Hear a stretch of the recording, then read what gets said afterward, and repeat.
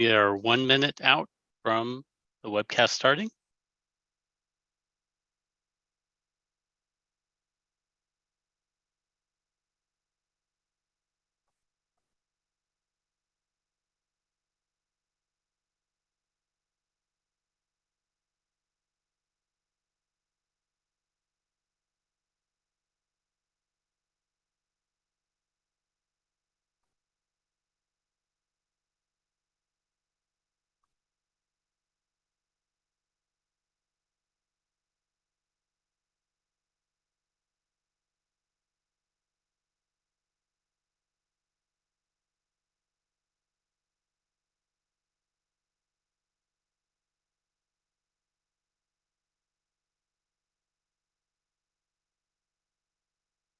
Welcome to the June 28th, 2023 Natural Resources Board meeting. We will begin the webcast in 3, 2, 1.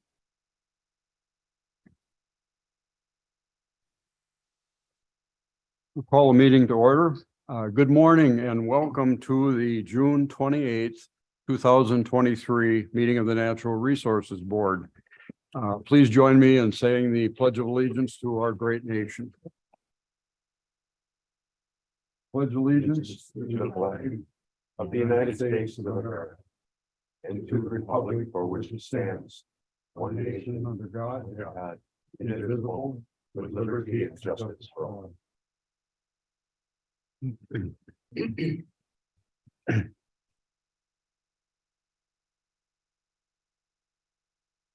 As a reminder, please turn off all phones or electronic devices that might be disruptive for the meeting.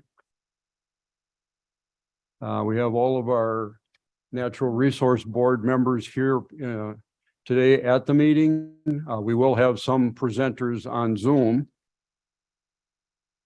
And the meetings are also televised live via YouTube for those people that are tuning in. We welcome you and thank all the viewers for tuning in. Records of our past meetings are available for review on the Natural Resources Board briefs of action on the DNR website. Direct public involvement and open, transparent meetings are the foundation of how this board has operated for over 50 years and how we operate today. Our discussions and decision-making are transparent to all, and public testimony is welcome at every regularly scheduled Natural Resources Board meeting. We're interested in hearing all viewpoints on natural resource issues. To ensure fair and equal time for all, we limit public testimony to 3 minutes apiece. We've got this little light system up here, green, yellow, and red. And when you get within 30 minutes of your, 30 seconds of your time frame, the yellow light will come on. And when it turns red, your time is up, and we'd ask you to wrap up your comments as quickly and concisely as you can. I'll provide a general reminder when we get into the red zone. We have some staff presenters via Zoom. I'd ask you to make sure that you're muted and your video is off until your particular item is announced. And for all participants, there can be delays in the Zoom, and it's an opportunity where people sometimes talk over one another. So please be patient with that, and we'll do the best we can to ensure clear communication. Board members, please ask for the floor when you'd like to speak, and be sure to state your name when making or seconding a motion, so our actions are recorded accurately and we can get a good summary of the meeting.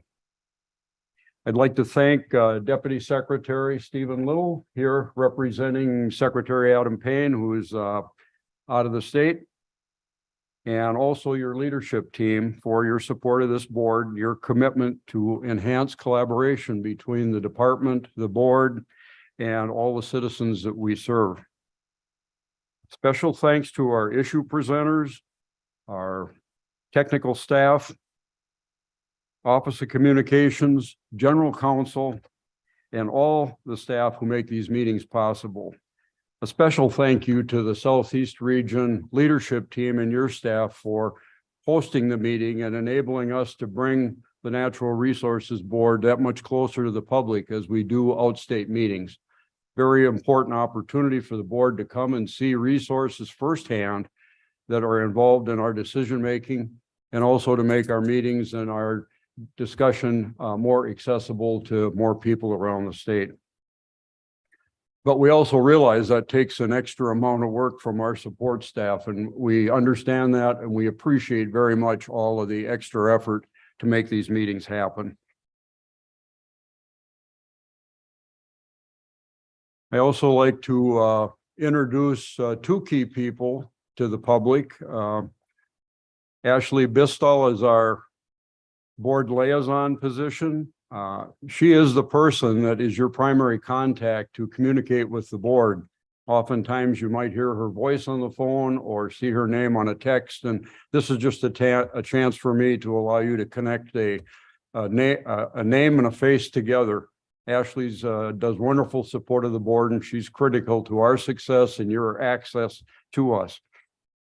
I also like to recognize Kari Lee Zimmerman. Kari is the liaison to our advisory body, the Wisconsin Conservation Congress. It has a statutory role to advise the board, and it's a very significant and important role, and Kari's the person that makes that happen. So Kari, thank you very much. Ashley, thank you. Lastly, I'd like to thank all the employees, citizen volunteers, and conservation partners of the Department of Natural Resources for your continued and tireless work to protect and enhance our natural resources and to serve all citizens of our great state. Board members, any questions or comments? Hearing none, we'll move ahead. Ashley, would you call the roll, please? Sharon Adams. Present. Paul Burr. Present. Dylan Jennings. Here. Sandy Knox. Present. Jim Vandenbroek. Here. Marcy West. Here. And Bill Smith. Here. Thank you. We have a quorum. Next item is secretary's remarks. Stephen, any remarks from the secretary's office? Thank you so much, Mr. Chairman. Good morning, everyone, and welcome to Milwaukee. It's indeed a great honor for us to host the Natural Resources Board meeting here this morning to show off the beautiful city and to, as the chairman said, be a little bit closer to the stakeholders that we have the privilege to serve. I would be remiss to not include the remarks and the greetings from Secretary Payne, who is having an opportunity to recreate with his family in the great outdoors this week. And he obviously sends his regrets and wishes you all well, and hopefully it will be a productive meeting. It's been a busy month for the department. Very interesting, very varied types of opportunities for us to engage with the people that we serve. Starting off this month, we had the opportunity to go up to Hayward, Wisconsin, and participate in the 30th annual Partners Fishing event. It was a great opportunity for us to be able to work with our partners at Gliffwick and then learn more about the challenges, the issues that they face, as well as get a chance to be out on the Chippewa flowage. And I will say that I was able to get one up on the board thanks to our guide Dino and Chairman Wiggins, who offered some advice on how to grab some walleye. So that was a great event. Following the partners event, Secretary Payne participated in a technical meeting with Gliffwick on matters ranging from wild rice issues, as well as some other vital conservation issues that are important to Gliffwick. From Hayward, the secretary traveled over to New York City, where he represented the governor in the OneTrillion.org U.S. Summit. OneTrillion.org is the 1 trillion tree pledge, of which Wisconsin was the first state to sign up for that pledge. We're committing to plant over 75 million trees, I believe, over the next 5 years. From there, the secretary came back to Milwaukee and presided over the Great Lakes Compact Center meeting in Milwaukee. A lot going on, as you all are here in Milwaukee, and Green Bay. Our Fish and Wildlife Division leadership, as well as our conservation leadership, are participating in the Midwest Association of Fish and Wildlife Agencies, or MAFWA. So lots of doings there.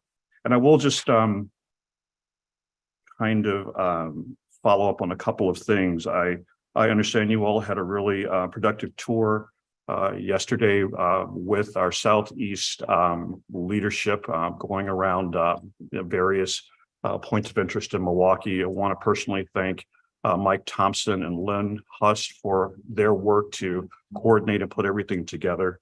I wish I could have been with you yesterday, but we were detained in Madison working on important PFAS legislation, meeting with legislative staff to hopefully be able to bring substantial PFAS resources to the PFAS problem that we face here in the state.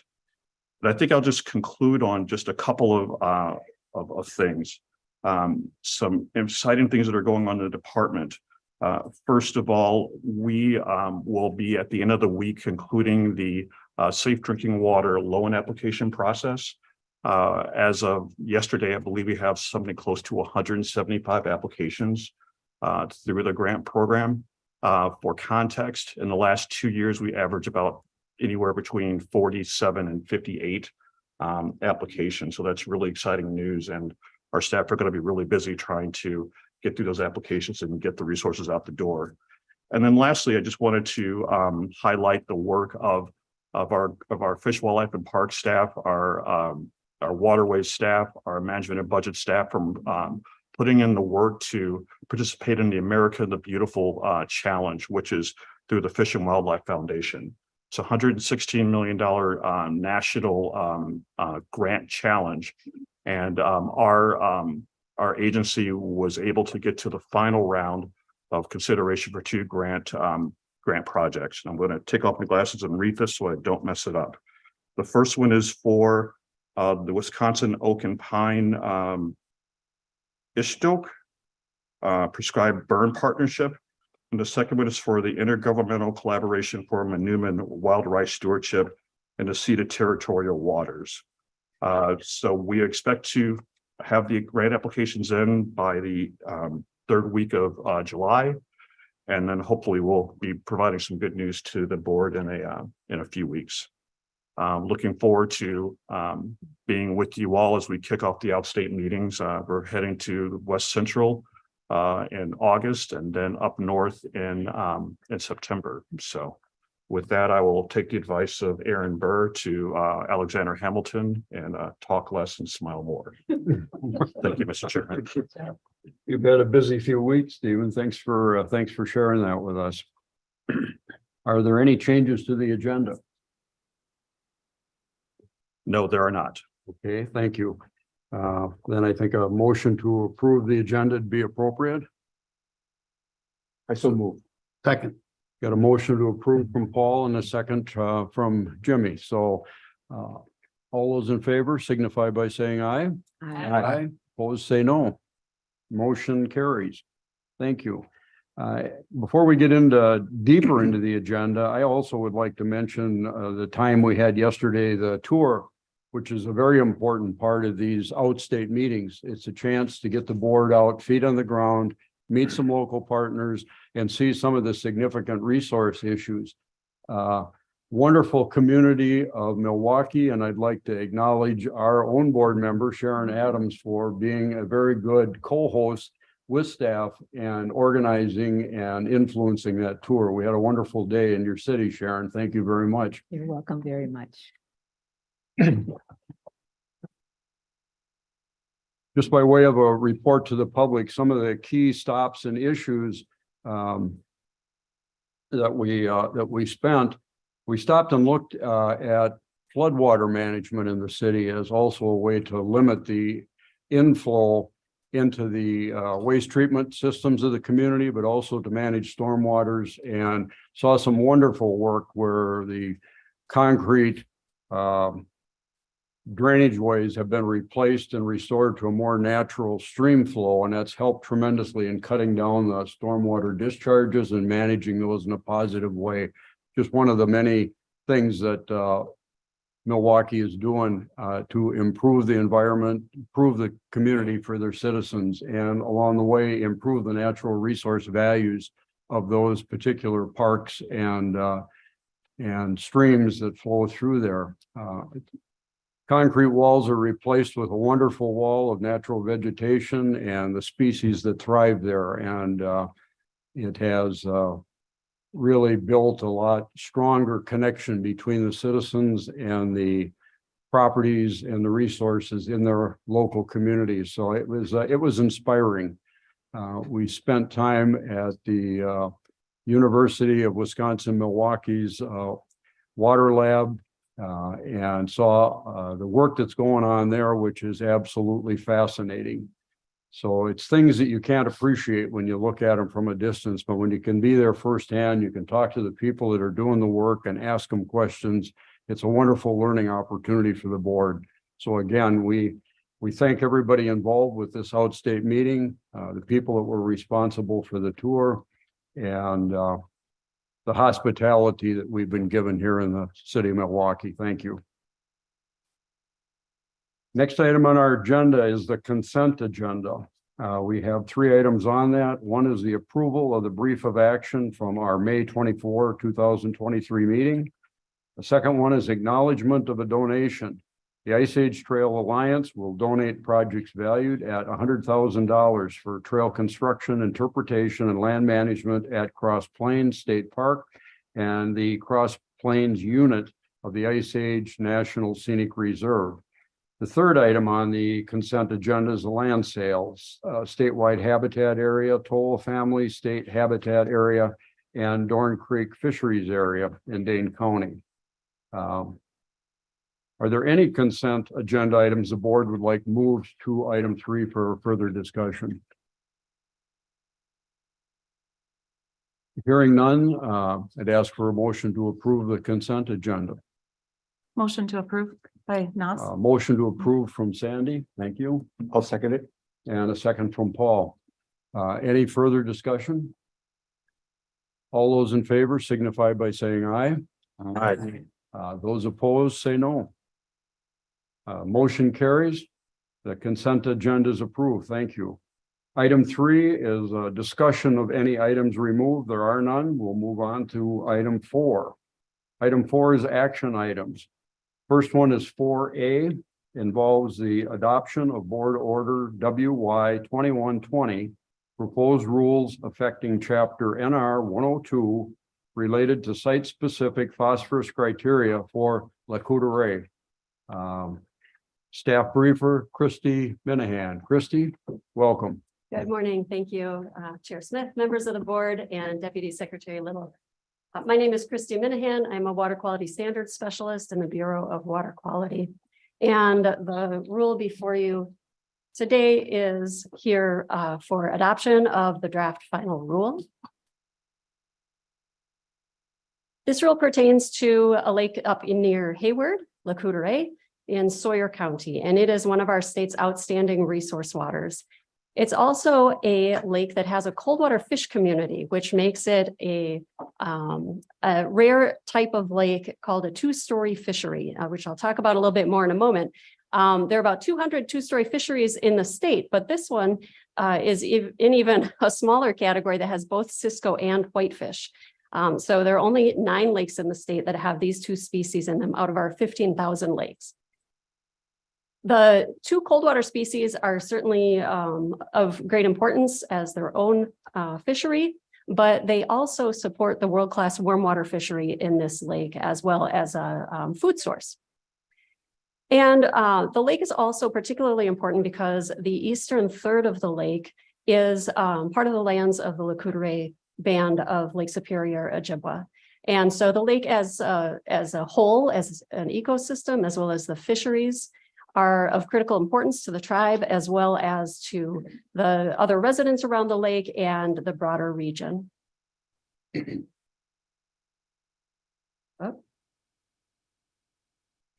The problem here is that we've been seeing population declines and fish kills over the years, due in large part to low dissolved oxygen, which is exacerbated by phosphorus levels that have been going up steadily for the last few decades.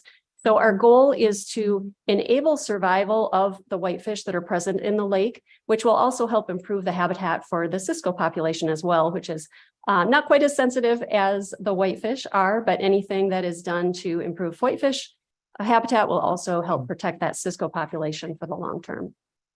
So the proposal in front of you today is to establish a site-specific phosphorus criterion of 10 micrograms per liter. So that is more stringent than the statewide criterion of 15 micrograms per liter that applies to the other two-story fishery lakes in the state. It is the same number, 10, that was previously brought before the board in 2020 as well. And since that time, we've added the more recent data to our analysis. We've rerun the analysis and confirmed that it is necessary to at least get that lake down to 10 in order to support these populations.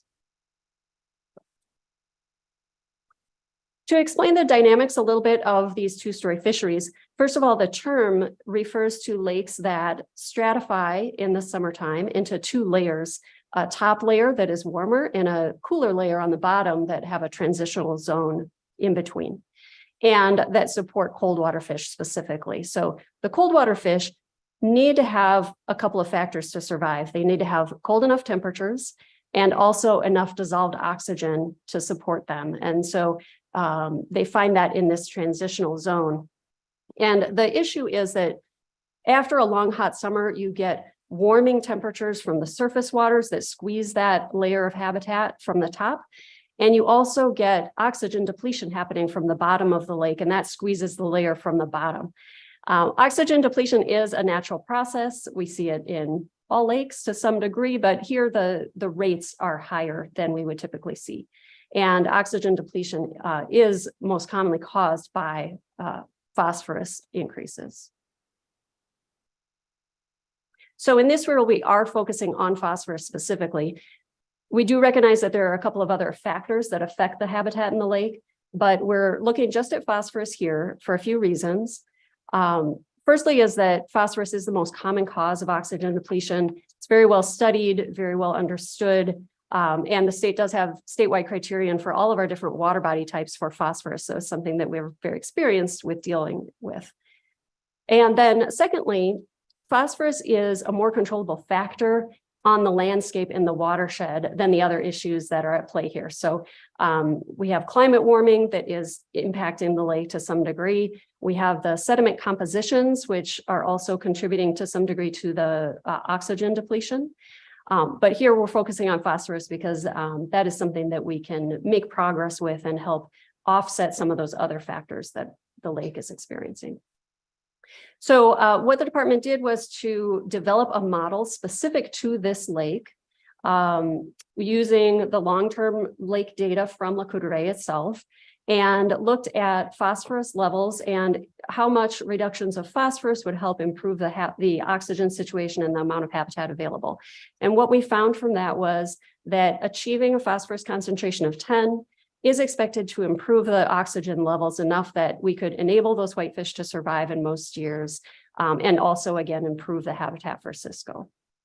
We also found that levels above 10 are not likely to be sufficient in this particular case.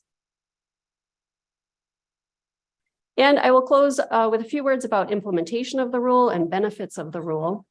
In this particular watershed, implementation will be entirely voluntary. And that is because in this watershed, all of the phosphorus sources are considered federally to be non-point sources. And so that means that we would not be implementing or requiring any new regulatory actions or costs associated with those. But under the Clean Water Act, and since we are a delegated authority for the water program, we are obligated to address situations like this where there are unique circumstances and to set a criterion that's appropriate for that particular lake. And there are quite a few benefits in doing that.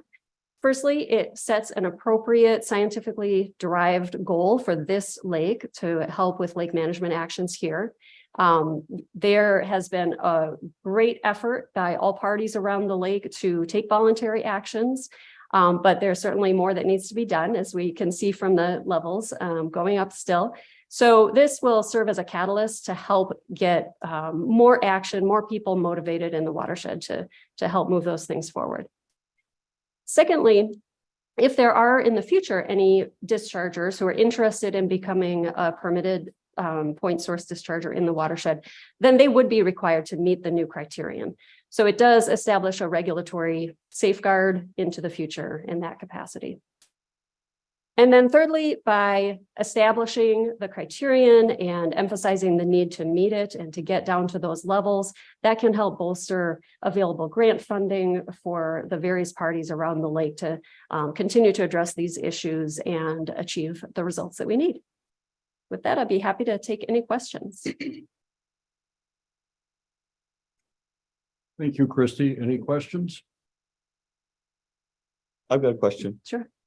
I'm just wondering about what, in your consultation with Lac-Courte, what other additional mitigation efforts is the tribe potentially in favor of pursuing in addition to what you proposed here? Well, I believe that Brian is going to be speaking himself, so he can also speak to that. But they've certainly been active in all realms of management around the lake. So they are very actively working on fishery issues. There's aquatic plant management issues going on. They're looking at erosion issues around the lake, I believe. So they've been a very active partner in all of this work. Other questions?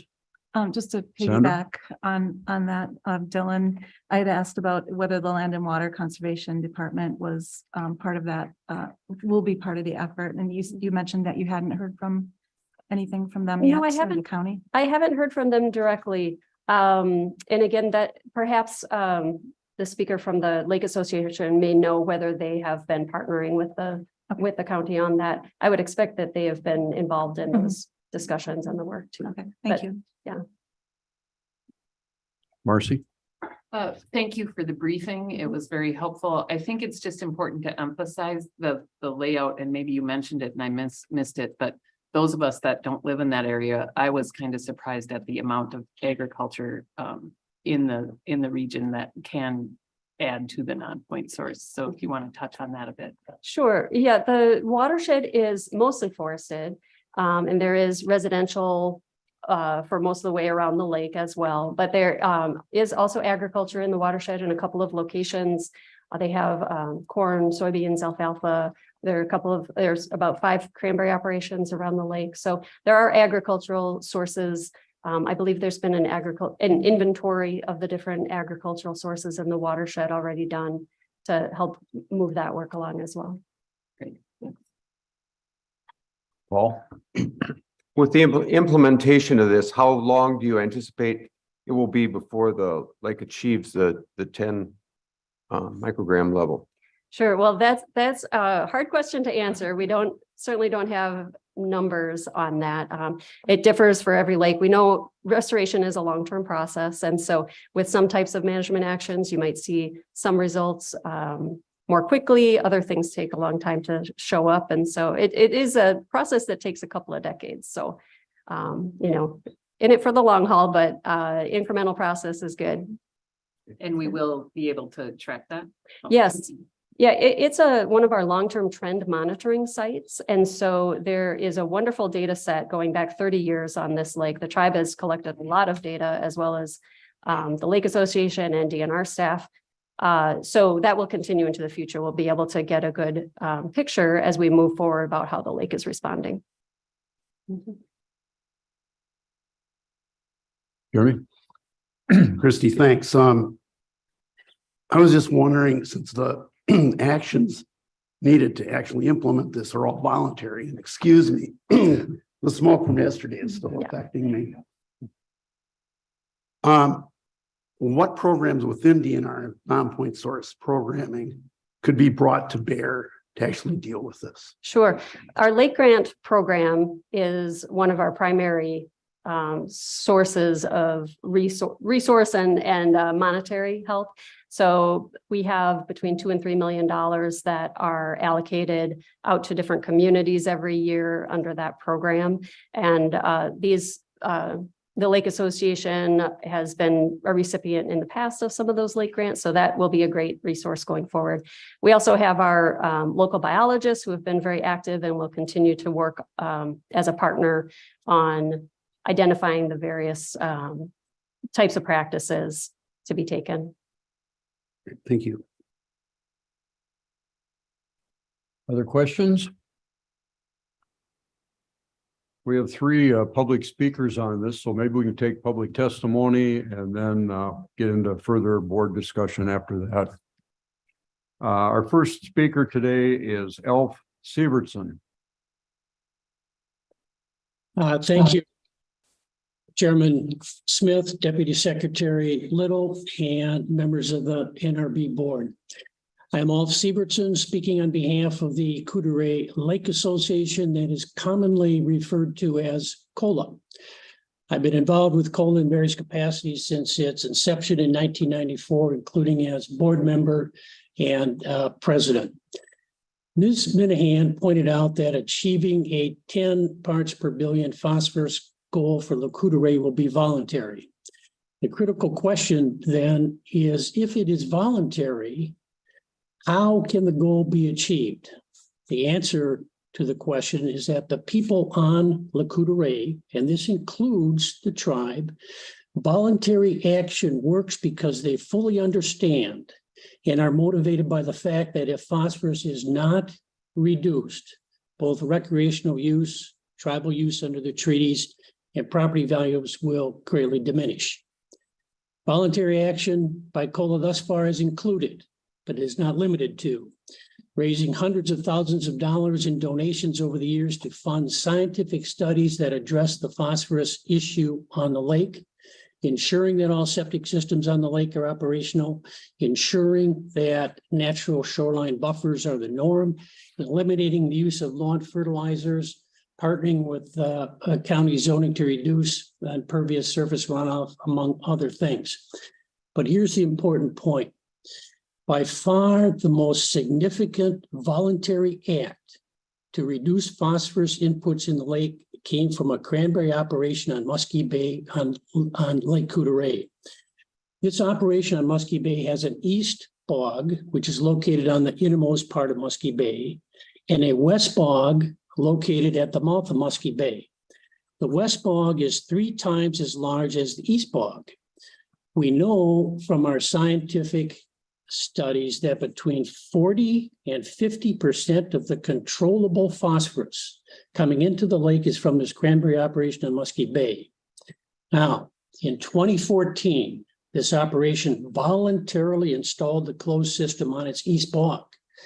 A closed system simply means that instead of discharging phosphorus-laden water back into the lake, it is put into a holding pond. And then that water can be reused from the holding pond during various other operations of the cranberry farming process. This closed system is a best management practice in the cranberry industry.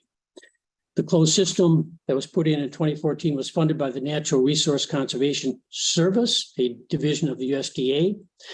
The following growing season, this is interesting. After the system was installed, water clarity significantly improved in this portion of Muskie Bay, and native aquatic plants started returning. We will now reach out to this cranberry operation to follow the industry's best management practice and install a closed system on the West Bog. There is almost limitless money available through the USDA to fund the project, particularly with the passage of the Inflation Reduction Act that earmarked $20 billion for farm conservation practices administered through the NRCS. So the bottom line here, ladies and gentlemen, is that the 10 parts per billion phosphorus goal on Lake Coudray will be reached with the reduction of phosphorus from this cranberry operation. And this will save the fishery on Lake Coudray. Thank you. If you have any questions, I'd be happy to answer them. Are there questions from the board? I got a question. Dylan, go ahead. How many other cranberry operations are in or adjacent or near this site? You mentioned this one that's voluntarily implementing these BMPs, but what about other ones? There's the cranberry operation at Muskie Bay. This is the only one that has implemented this BMP on their East Bog. There's another operation, cranberry operation on Stookie Bay. But that operation has its own private lake from which it can draw water and discharge water into. So for the most part, they don't discharge back into Stookie Bay on Lake Coudray. And then there's one other cranberry farmer on the lake, the very, very small operation that has not implemented the BMP at this point. Do we have any idea what the reason for not implementing these BMPs? I mean, when you mentioned 40 to 50% of, phosphorus, like that seems to be a really high alarming rate. Whether it's going into this specific water body that we're talking about or nearby other water bodies. I mean, is there a reason for why an operation wouldn't implement those BMPs? I know these are maybe questions you probably can't directly answer, but just kind of curious about that.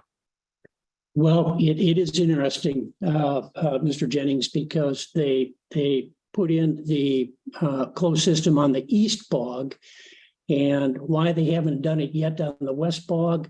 I can't speak for the cranberry farmer, but as I said, both the tribe and COLA are going to be discussing this with that cranberry operator to get that closed system on the West Bog. And you're absolutely right. 40 to 50% is a huge phosphorus input. We eliminate that, and we have basically solved our problem on Lake Coudray. And there was one other question from a board member that said, how long can this be achieved? I respectfully disagree with Ms. Minahan. Once we get that closed system in on, she had mentioned it could be, 10 years or decades. But once we get that closed system in on the West Bog, that's going to eliminate that 40 to 50% of the phosphorus input, and we will be in a golden position to save this fishery. Thank you.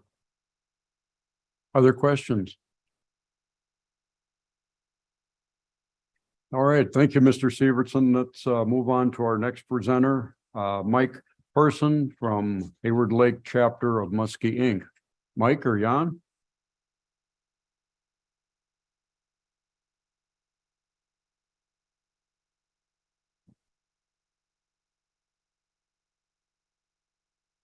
He's calling. So. He's calling.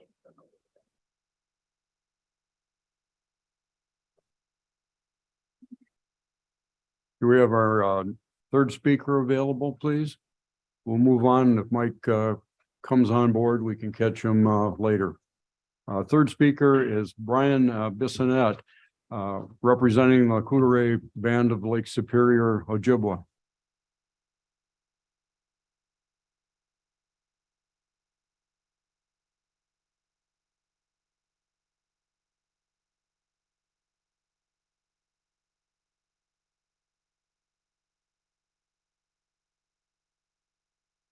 I think Mike is unmuted now. So Mike, maybe. I apologize. I started talking. This is Brian Bissonette. Can you hear me? Hello. Hello? Can hear you. Is this Mike? Okay. My apologies. I was muted and I started off my introduction. Anyway, my name is Brian Bissonette. Good morning. I'm the Executive Director of the LCO Division of Land Management, and today I'll be representing the Coudray tribe. I want to give you a little historic perspective. In my testimony today, I'll leave the scientific stuff up to, well, Alf did a wonderful job on this. But I just wanted to say that the Big Lake and Little Lake Coudrays are traditional homelands of the Ojibwe. Odawazaga Ingnang, which means in our language, Lake of the Ottawa, is the pristine lake nestled on the western edge of the reservation and defines the area now known as Le Coudray. For centuries, This body of water surrounding reservation lakes and forests sustain the Anishinaabe, which is what we call ourselves, with all the resources necessary for a subsistence style of living. Traditional Ojibwe belief is steeped in a way of life that exists today. The cosmology of the Ojibwe is rooted in a deep understanding that everything in creation is interrelated and that human existence is predicated on the gifts of all other beings. This understanding is the foundation of our Anishinaabe belief and the prerequisite entrusted to the Elsevier Conservation for stewardship and as protectors of life. The Lekudere Conservation Department's mission is based on the 7th generation philosophy, which is the concept that any decisions made today will have an effect 7 generations into the future. Hunting, fishing, and gathering are traditions and customs central to the Ojibwe way of life. These rights are affirmed in the Chippewa Treaties of 1837, 1842, and 1854. Tribal members my generation and older have witnessed the noticeable degradation of Big Lake Coudray. As I reflect on my childhood, our daily drinking water, our medicines, and our food came from this beautiful body of water. Today, the water is unsafe to drink. Many medicines are difficult to find, and musky spawning grounds have perished. It's frightening to think of the changes my grandchildren will experience in their lifetime if there isn't a collective effort to restore this lake and its resources. The relationship between Elsevier Conservation and the COLA organization is a valued partnership. We recognize the importance in honoring each other and conveying mutual respect and protecting our beautiful lands, water, and communities. COLA volunteers and Elsevier Conservation Department employees work closely together, most recently locating, mapping, monitoring, and removing invasive plants that are consuming some of our areas of the watershed. The Elsevier Conservation has collected water quality data dating back as far as 1996. Phosphorus, chlorophyll, alkalinity, dissolved oxygen, and water clarity are monitored. The data documents long-term trends that guide policy and action in protecting the lakes. Together, COLA and the Elsevier tribe successfully requested the Wisconsin DNR and the US EPA to designate all of Lekudere as an impaired water based on low dissolved oxygen. And together, we're here today to propose once again a site-specific criterion for total phosphorus be reduced to 10 parts per million as a LCO lake-wide average concentration. Thank you. If you have any questions. Very much, Brian. Are there questions?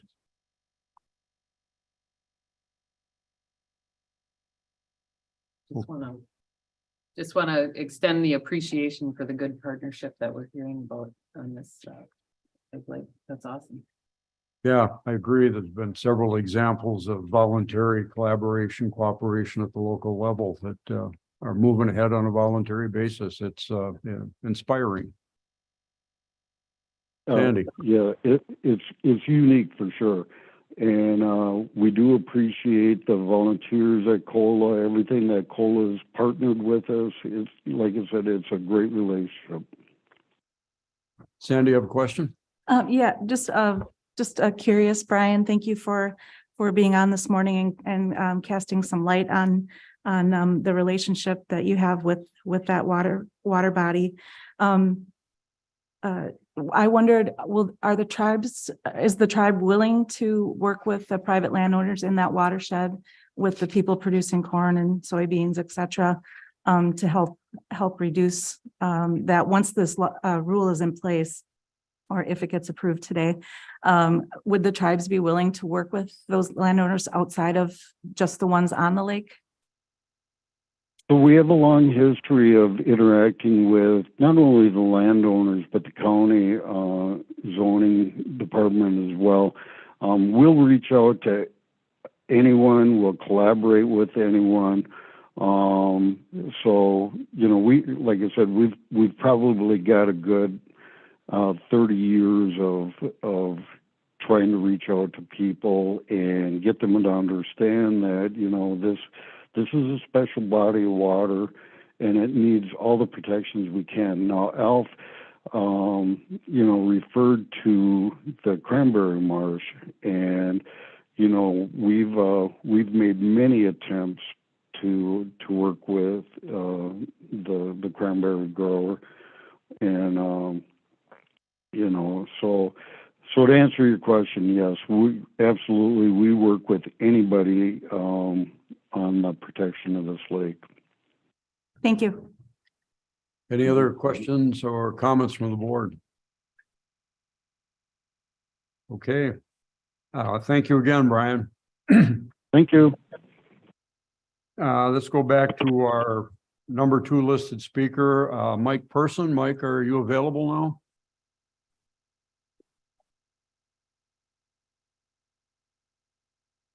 I hope so. Can you hear me? Hey, we can hear you loud and clear, Mike. Welcome. Go ahead with your Okay, comments. very good. Okay, so my name is Mike Person. I'm the president of the Hayward Lakes chapter of Muskies, Inc. We are a not-for-profit organization with 125 local members. We're part of a national organization with 7,000 members and 30 chapters across the country. Our goal is to protect and enhance muskie populations and muskie fishing. The current muskie population on Lac-Courte Oreille is well below historic levels. This is in part directly related to the phosphorus level on the lake. For about 60 years, the DNR netted LCO muskies in the spring and used their spawn to stock the lakes of northwest Wisconsin. LCO fish were used because they were quality fish that would grow big, even producing a world record on occasion. These fish would be numerous in Muskie Bay in the spring. This is no longer the case. Muskie spawning on Muskie Bay is now mostly unsuccessful because the spawning area, instead of being clean sand, is now covered with dead plant material and silt. The remaining muskies come in to spawn, their eggs are deposited into the silt, and they die because of oxygen deprivation. Dead plant material and silt is a direct result of phosphorus-laden water coming into the bay. This has created rampant plant growth. The plants die in the fall, and over the years they have created a layer of dead plant material and silt that is more than several feet deep in spots. I have lived on the lake for the past 13 years and have been visiting regularly since about the 1970s, and I've watched the degradation take place. COLA has hired an aquatic environmental company to study the possibility of dredging the spawning area or using water jets to remove the silt and restore natural reproduction. But unless the phosphorus and resulting weed growth are controlled, the restoration will not last long. There is also another issue with the fish population and phosphorus. LCO is a 2-story fishery that supports cold water species, cisco and whitefish. These fish are an important part of the ecosystem. They are a food source for muskies and other species. They live in deeper water and require cooler water. As phosphorus levels rise, the increased plant and algae levels rise, and the water temperature rises, threatening the cool water fish. There have been die-offs of these fish during the warmer summer months. Reducing the phosphorus criteria from the current 15 parts per billion to 10 parts per billion will go a long way in helping restore the muskie population on the lake. We are urging the DNR to help restore the muskie population and protect the lake. Thank you. Thank you, Mike. Are there questions or comments from the board for Mike? Okay, thank you very much. Okay, thank you. Thank you. Like to get a motion before we move into any further discussion or debate on the issue. So move. Sharon moves approval Second by Jennings. and Dylan offers a second.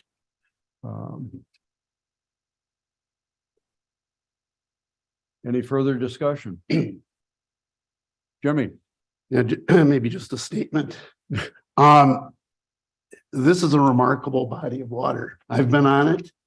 And I know folks from COLA that have worked tirelessly on this. And as you can see, many people are involved with trying to save a real gem. So I'm very pleased to see a new criterion that, if met, could probably get the lake back on the right track. But I think this is going to be a real test, a test of whether voluntary efforts are going to do the job. And some of this falls on voluntary efforts in agriculture. And this is a test for them. So I'm really hopeful that Friends and Ag will step up and take advantage of the significant resources that, Alf mentioned from NRCS and potentially from DNR through the non-point program. This is, I think a lot of eyes are going to be on this project. And I hope this one works. Okay, thank you. Other comments, questions from the board? I have one question, Christy. I wanted to ask you, in the materials on this agenda item, it summarized the public input. We heard a lot of support for this, and the input appeared to be very broad and deep in the community. There were a couple of dissenting opinions and there were concerns raised. Just for a balanced discussion, could you just summarize some of the concerns from the community with a change in this criteria? Sure. So we had just over 100 folks who attended the public hearing or submitted comment letters, and 90% registered in support. We did have 5 comment letters, though, that were not in support. And the primary issue there was from a group of folks who work primarily on lake level issues, water levels, and were concerned that that is the thing that needs to be worked on in the lake. So issue with high water levels is it causes erosion along the shoreline, and then that can again get nutrients into the system. So it was a perspective saying that we should be working on the water level issue, focusing there rather than changing the phosphorus criterion. We certainly don't necessarily disagree with that. It is actually another item that is under discussion as a separate issue related, certainly, but we are having active discussions with a lot of different folks about that. And so by establishing the phosphorus criteria, it certainly wouldn't preclude any work done on water level issues. And then a different perspective was encouraging us to just to not intervene in the situation, essentially let things run their course. People did point out that certain bays are more eutrophic naturally than the larger part of the lake, and that lakes eutrophy over time. Our perspective is to try to address what human sources there are that can be addressed to, so that we're not accelerating the eutrophication of these natural systems, and to try to protect and maintain the species that are there naturally as much as possible. Okay, thank you. Other questions or comments from the board? Okay, with that, we have a motion for approval. All those in favor signify by saying aye. Aye. Opposed, say no. Motion carries. Thank you, Christy. Thank you very And much for your thank you support. for all of the citizen input also. It's very helpful. We're not exactly zooming smoothly today, but we're patient. We're getting there. We'll hope the communication lines get warmed up here. Okay, next action item on the agenda is item 4B.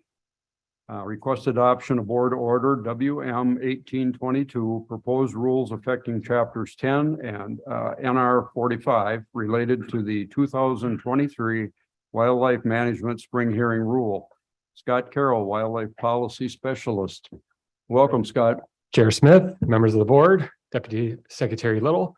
So I am Scott Carroll. I'm the Wildlife Regulation Policy Specialist for the Bureau of Wildlife Management. We have before you today WM 1822, which is related to our Wildlife Management Spring Hearing Rule. So all the provisions on this proposed rule were part of our online public input that happened in April, along with the resolutions that come out with the Wisconsin Conservation Congress. We do this every year, and alternating years we're involved. There's a rule involved, which this one happens to be. So as you may remember, last month I came before the board and presented the results of the online input that happened in April. We had 9 questions on the spring hearing agenda from wildlife. 4 of them originated as Wisconsin Conservation Congress citizen resolutions. And we have 9 items before you as part of the rule. And just for clarification, there was a question on the agenda, this online input agenda, that had to do with expanding the youth season to 4 days from 2 in October, the youth gun deer season. That is not moving forward as part of this proposal. So only 8 of the questions are moving forward as part of this rule. I'll read them real briefly, just for the sake of the public and for the board. So the questions that will be a part of this rule, first one is to allow the use of F-shot while hunting migratory birds. Then simplifying our rules for quartering deer, bear, and elk. Make youth antlerless permits valid on either public or private lands. Increase the student registration fee for trapper education. Allow individuals to aid trapper or disable trappers in the field without holding specific harvest permits and authorizations for that animal. So some of your harder to draw permits like bobcat, which takes several years, you don't, under this change, you wouldn't, the person assisting wouldn't also need to hold this very difficult to obtain approval to help a trapper, a disabled trapper who does have that. Allow the issuance of an either sex diseased deer replacement permit if a hunter harvests a diseased antlerless deer. Allow landowners to shoot a bear in the act of killing, wounding, or biting a domestic animal without the need for a written authorization from the DNR. And finally, to regulate shooting on department lands in Brown County. All these proposals were strongly supported during the online public input in April. I have a summary of that as part of the appendices in the board order, and I'd be happy to answer any questions the board may have. Thank you, Scott. Any questions for Scott? Okay, we have one appearance registered on this item. It's Rob Bowman, Chairman of the Wisconsin Conservation Congress. Morning, Rob. Morning, Chairman Smith. How are you? Can you hear me okay? Nice backdrop, Rob. Can you hear me okay? Yes, we can. Okay. Thank you. Good morning, Chairman Smith, members of the board, and Deputy Secretary Littles. I'm Rob Bowman, Chair of the Conservation Congress. And the Congress just wants to reiterate that we support the rules that are coming forward today for you. Rob. Thank you very much, Rob. Good to see you, and we'll hear from you again on a couple more here today, so thanks. Thank you. Okay, we should get a motion before there's any further discussion from the board. Motion to approve. Sandy moves to approve. Do we have a second? Second. And Marcy seconds. All those in favor, excuse me, any further discussion? Hearing none, all those in favor signify by saying aye. Aye. Opposed, say no. Motion carries. Thank you. Thank you, Scott. Next action item is 4C. Request adoption of board order FH 0122, proposed rules affecting chapters NR 20, 21, and 26 related to changes to fishing regulations on inland, outlying, and boundary waters. This is the 2023 Fisheries Management Spring Hearing Rule. Meredith Penthorn, Fisheries Management Policy Specialist. Welcome, Meredith. Thank you. Good morning, Chair Smith, members of the board, and Deputy Secretary Little. My name is Meredith Penthorn, and I'm the Policy Specialist for the Bureau of Fisheries Management. And today we are asking for adoption of our Fisheries Management Spring Hearing Rule. So for a bit of background on this rule, just as a review, we propose routine changes to fishing regulations, such as size and bag limits, season structure, gear restrictions, and other changes of that nature in odd years. And these proposals originate from a variety of sources, including department staff, as Conservation Congress advisory questions and citizen resolutions. The Natural Resources Board did approve our list of questions for the 2023 Spring Hearing Questionnaire at your January 2023 NRB meeting. And then the input we get from the Spring Hearing Questionnaire is the broadest form of public input that we receive. We typically get around 10,000 individual responses to the Spring Hearing Questionnaire, which is really helpful for determining which proposals to advance. And for this year's Spring Hearing questions, all but one of our questions was supported statewide and locally. So again, we are asking for adoption of the final draft rule here. We've gone through the other steps of the process. And then after the Natural Resources Board acts on this rule, assuming it advances, it would go on for governor's approval and legislative review. And I will just discuss a few of our questions since we had quite a few this year. I'll focus in on the statewide level fisheries management questions. So we talked about question 10, our statewide muskie season structure proposal, a little bit at the May NRB meeting. We are not advancing that proposal in the rule before you today because the Conservation Congress did not recommend advancing it. So we're going to follow that recommendation. Question 11 proposed an inland water standard walleye bag limit of 3 in total, and that did get public support statewide. So that is in this rule package. And then the question on mandatory self-registration of small fishing tournaments is also in the rule package. It did get public support statewide as well. We had a suite of St. Croix River regulation change proposals, making size and bag limit changes to a variety of species, and also proposing implementing a fish refuge near the St. Croix Fall Dam.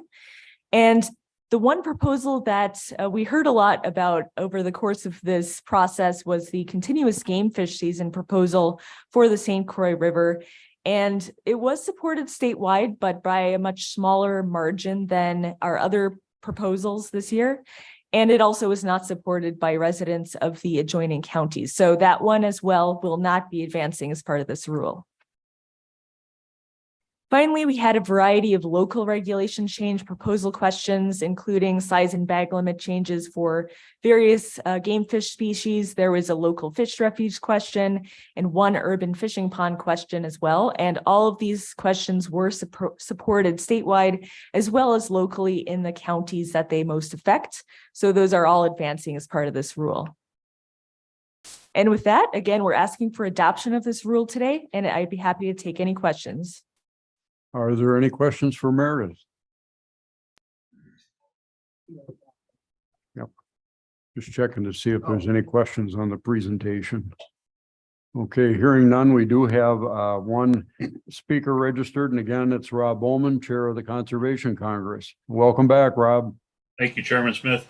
Again, the Congress is in support of these rule changes being before you today. Okay, any questions for Rob?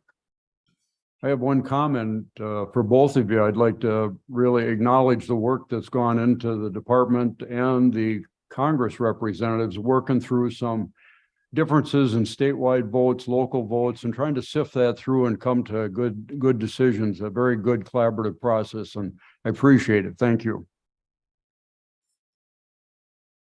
Okay, hearing no more questions or comments. Again, can we have a motion? I move for adoption. Okay, Paul moves for adoption. Second. Is there a second? Sandy seconds. Any further discussion from the board? Okay, with that, all those in favor signify by saying aye. Aye. Those opposed say no. Motion carries. Thank you. Thank you, Meredith. Thank you. You might as well stay there. I think you're up next. Next item on the agenda is 4D. Request the board approve the statement of scope for emergency board order FH 0723 emergency and FH 0823 emergency rule for proposed rules affecting chapter NR 20 related to Minocqua chain walleye harvest regulations. And again, Meredith is here. Thank you. Thank you, Chair Smith, members of the board, and Deputy Secretary Little. Again, my name is Meredith Penthorn, and I'm the policy specialist for the Bureau of Fisheries Management. So for this item, we're asking for approval of the scope statement for the Minocqua Chain Walleye Harvest emergency rules. And last time we came before the board on this topic was last month to request preliminary public hearing authorization so that we could go out and take the scope statement for public input. We did not have any attendees at the preliminary public hearing, so we are going to go ahead and move forward with hopefully getting this scope statement approved so that we are able to draft emergency rules in the event that there is any tribal harvest of walleye from the Minocqua chain with high efficiency gear. A future rule would allow for more equitable harvest by state anglers, again, only in the event that tribal harvest with high efficiency gear does occur. So just the very first stage of the rulemaking process here. And with that, I'd be happy to take any questions you may have. Are there any questions for Meredith?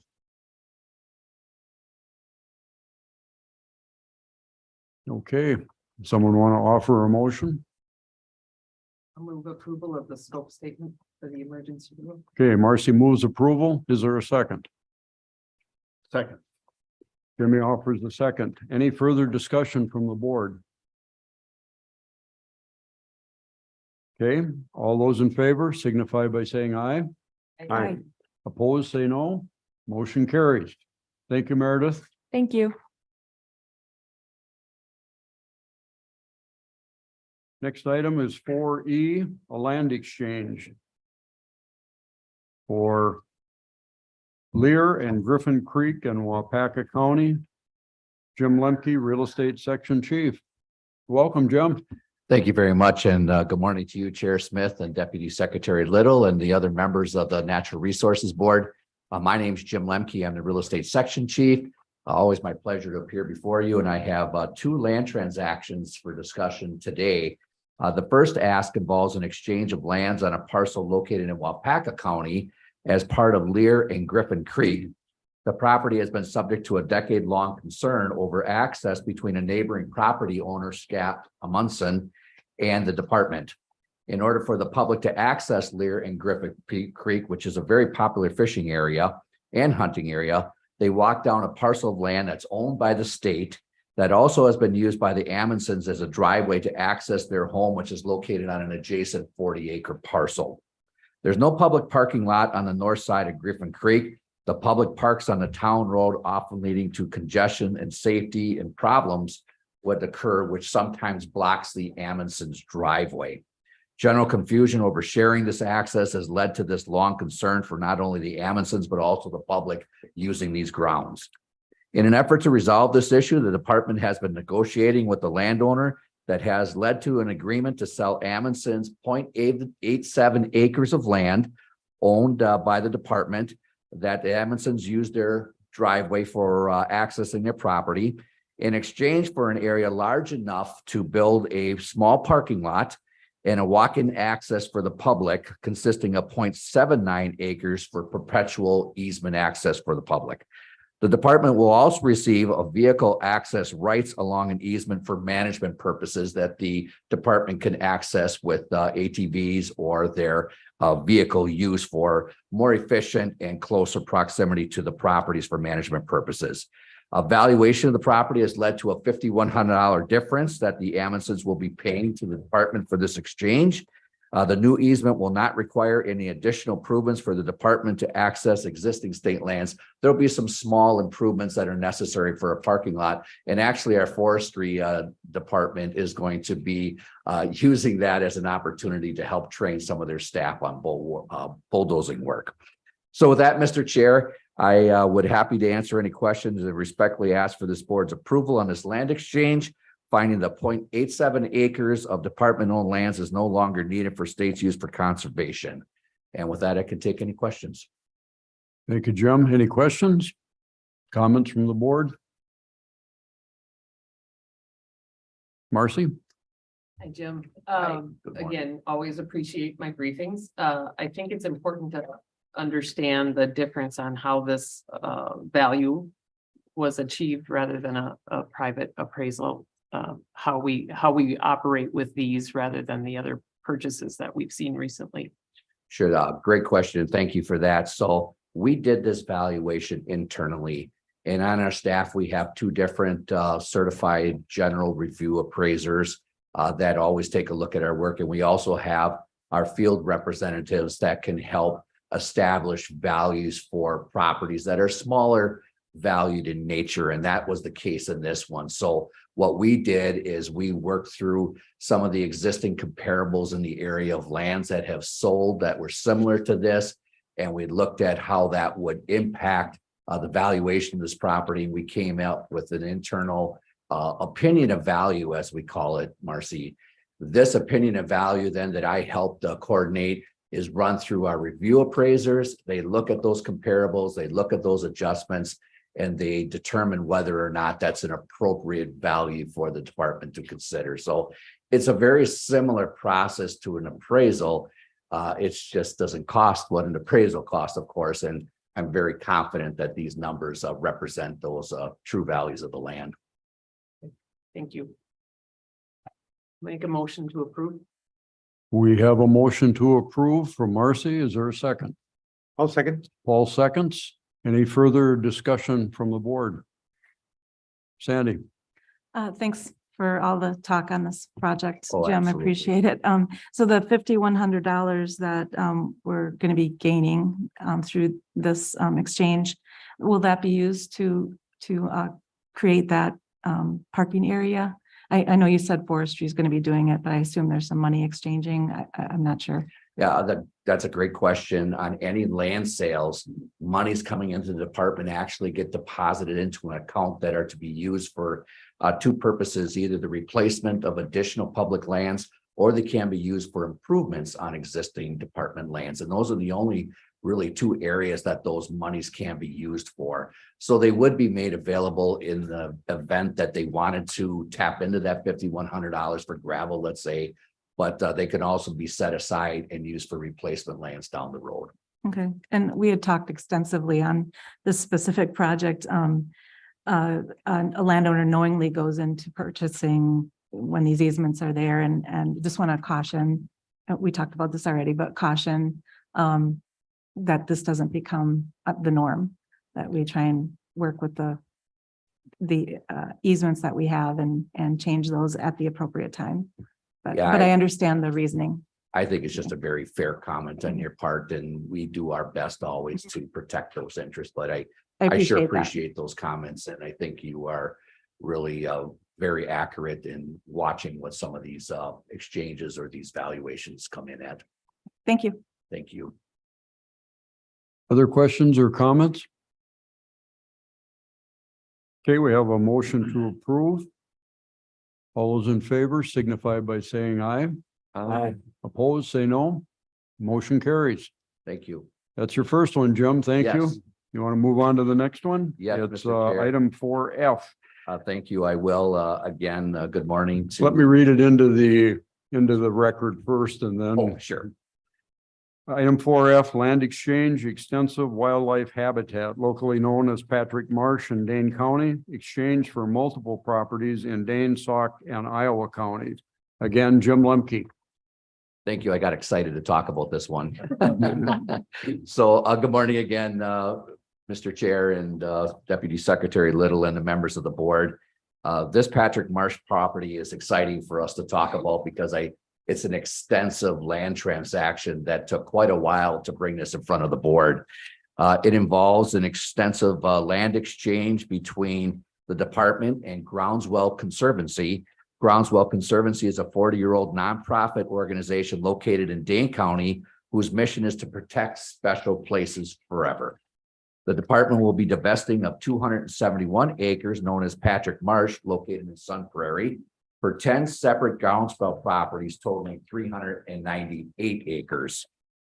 These properties are located in and around Dane, Sauk, and Iowa County. The transaction involves a number of properties to accommodate an approximate equal value of exchanged lands. Patrick Marsh originally was acquired in 1992 from the Department of Transportation by the Department of DNR as a wetland mitigation site, was once part of the neighboring countryside of Sun Prairie, and is now surrounded by residential and commercial development that has grown up around Sun Prairie itself. Previously, this was a great location to hunt waterfowl, deer, or small game, where today those opportunities are pretty much non-existent due to the impact of this increased development.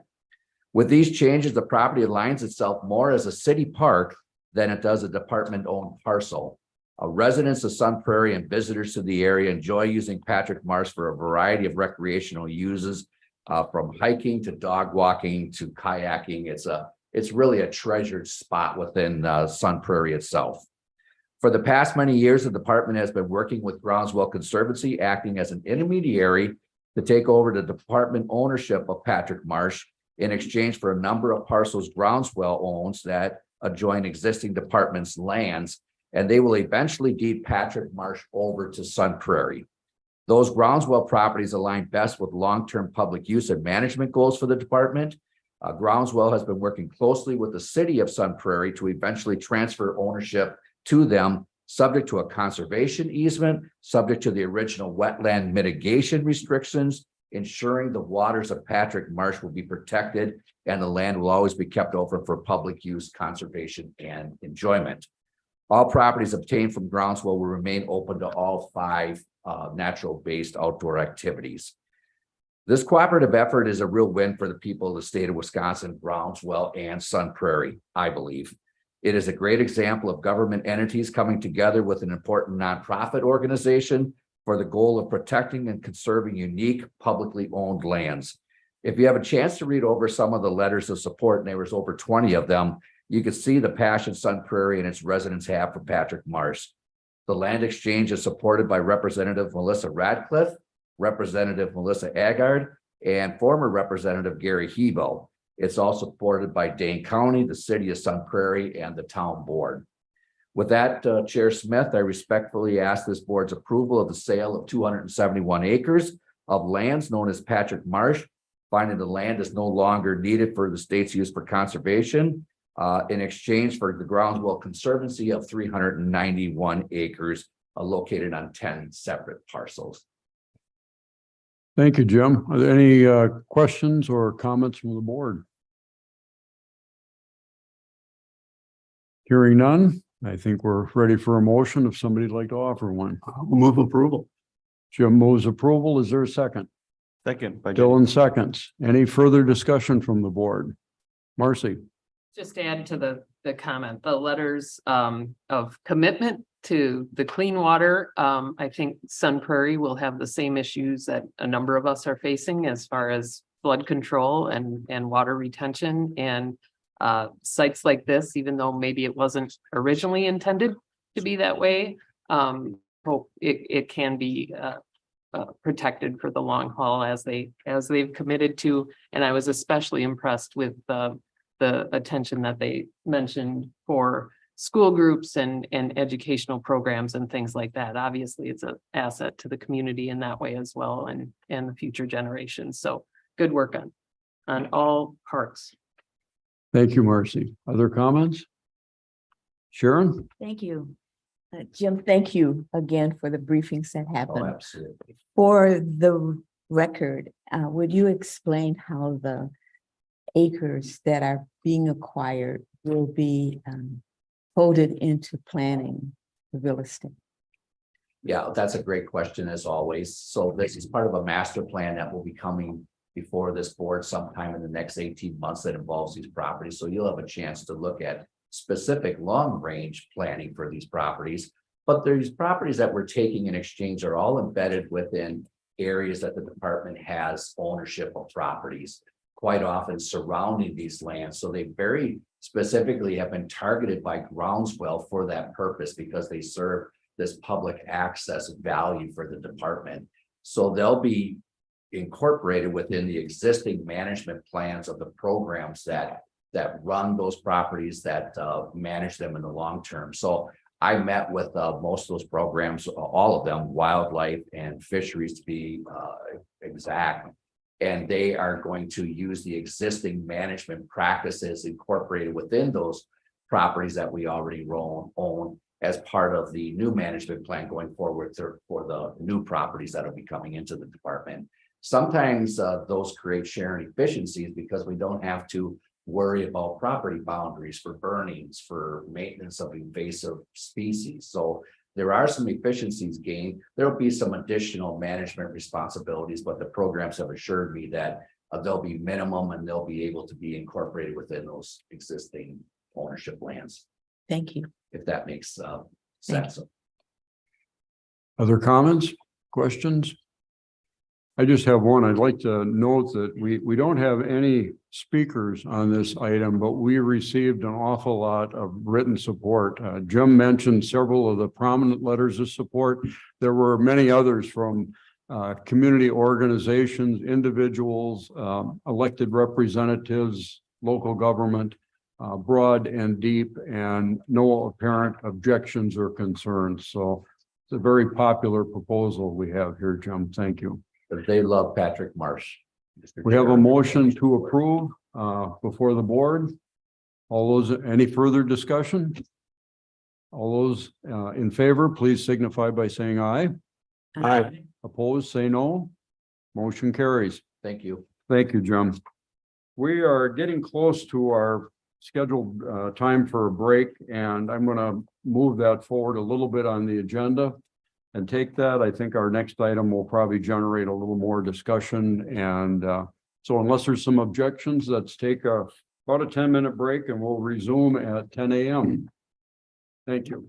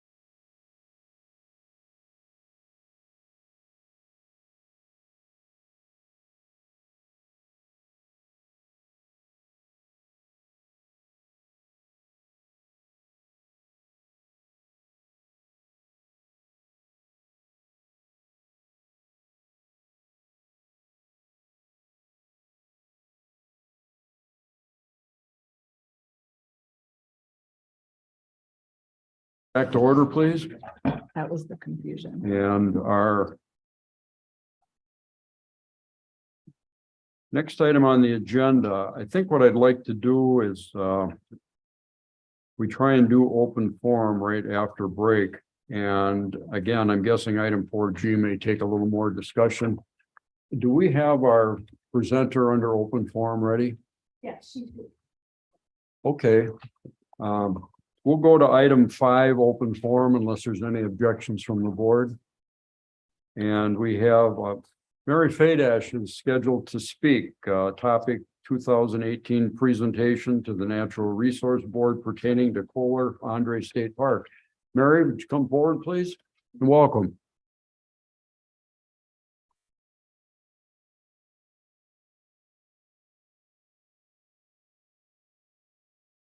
Good morning. I want to offer my sincere congratulations to each of you on your appointment to this board. On behalf of our grassroots group, Friends of the Black River Forest in Sheboygan, thank you for accepting this job, which is so critical to the health of our precious resources. Our group has been educating and litigating on two fronts since 2014, when a Kohler Company agent wrote the then Governor Walker announcing the company's plans for a championship golf course on 247 acres of its land adjacent to Kohler Andre State Park. Michael Ballot stated that the company would need some acres of the park and the governor's help in facilitating the project. This began quite a saga of the land swap involving well-documented pressure on DNR specialists, a manipulation around the Law Con Act, which prohibits federally funded conservation land from being privatized. Our work has resulted in the revocation of the wetland permit by 2 courts. It is currently under appeal and may return to the DNR for a rewrite. But today I'm talking about the second front, the land swap deal, which was a maneuver around the Law Con Act. On February 18, 2018, the DNR asked the NRB to take 4.59 acres of prime land out of the state's conservation inventory, calling the land no longer needed for conservation. It was unused, not worth much, and you had to bushwhack your way through it. This was wholly incorrect. It is in fact prime land. Former KASP Superintendent of 27 years, James Buckholz, explained it had been left developed without shelters or trails so as not to disturb the vast dune complexes. The board asked if this removal was common. The staff responded that it was done all the time. It isn't. A state park has special status. It is not a utility easement or a random piece of insignificant land.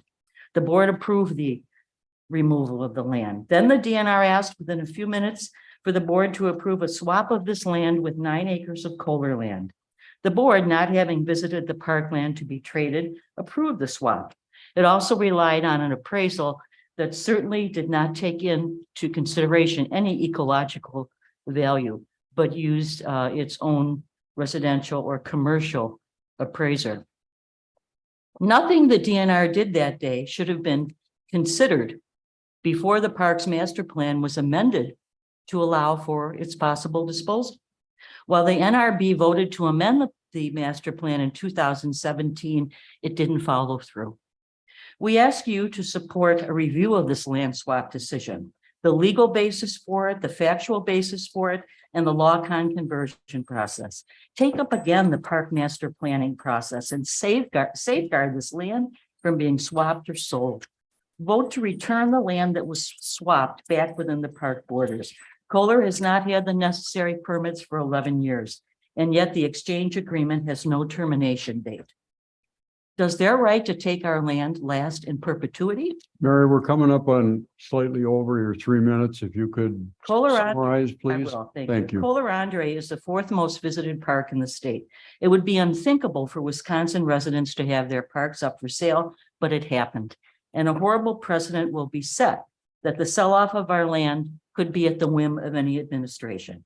Please take action to review this land exchange and the land swap.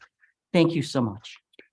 Thank you, Mary. The document you have you're referring to, are those your notes, or do you have some written materials for the board as well? I believe Ashley forwarded you a link to several documents that relate to each of the points that I've made. They're forwarded last. Okay, thank you. Thank you. Are there any questions from the board? Thank you, Mary. Okay, we'll move on to item 4G. Request approval of the 2023 deer season recommendations. Jeff Fritzel, Deer Program Specialist. Welcome, Jeff. Good morning, Chair Smith, Deputy Secretary Little, and members of the board. My name is Jeff Fritzel. I'm the State Deer Program Specialist, and I'm here this morning to request adoption of the recommendations for the 2023 deer season in the form of both antlerless permit allocations and season frameworks for various parts of the state, which I'll cover and have been provided in the green sheet background memo. I'd first like to start by thanking the many volunteers of the County Deer Advisory Councils and the citizens that participate in helping to pull together this recommendation annually. We had a somewhat modified process this year where we combined what traditionally had been a two-part meeting with a preliminary recommendation followed by a final recommendation. And based on experience that we've had over the last number of years, we felt that we could accomplish the same mission with a single meeting and incorporate and engage the public at about the same level. And our experience was that I believe we were successful in doing so. Most of the feedback we got was positive in the single meeting format, and the public participation that we engaged through an online survey that we use annually to help the CDACs inform their decisions saw the same amount of participation this year as they did the previous year at about 10,000 forms submitted. This slide provides a breakdown of that public participation of those 10,000 forms, just over half of which came from citizens that live within the deer management unit that they were commenting on, and just less than half from citizens that lived outside of the unit were commenting on another part of the state, and just under 500 people that participated from outside of Wisconsin. The department supported the CDAC recommendations almost across the board, except for one minor exception. In Marathon County, their recommendation this year was to reduce their private land bonus permits from 2,000 to 1,800. They've been at 2,000 for a number of years in a row. Their quota objective has been at 7,000 for a number of years in a row.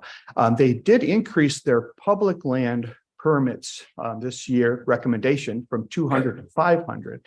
But in reducing their private land permits from 2,000 to 1,800, what made this one a little bit unique was that they've been selling out that 2,000 permit level for the last number of years, and yet not achieving their full harvest quota of 7,000 that they had set for themselves. And so our analysis of that resulted in recommending that the Marathon County private land bonus takes be retained at 2,000 available as they have been in previous years. So that one minor deviation from the CDAC recommendations.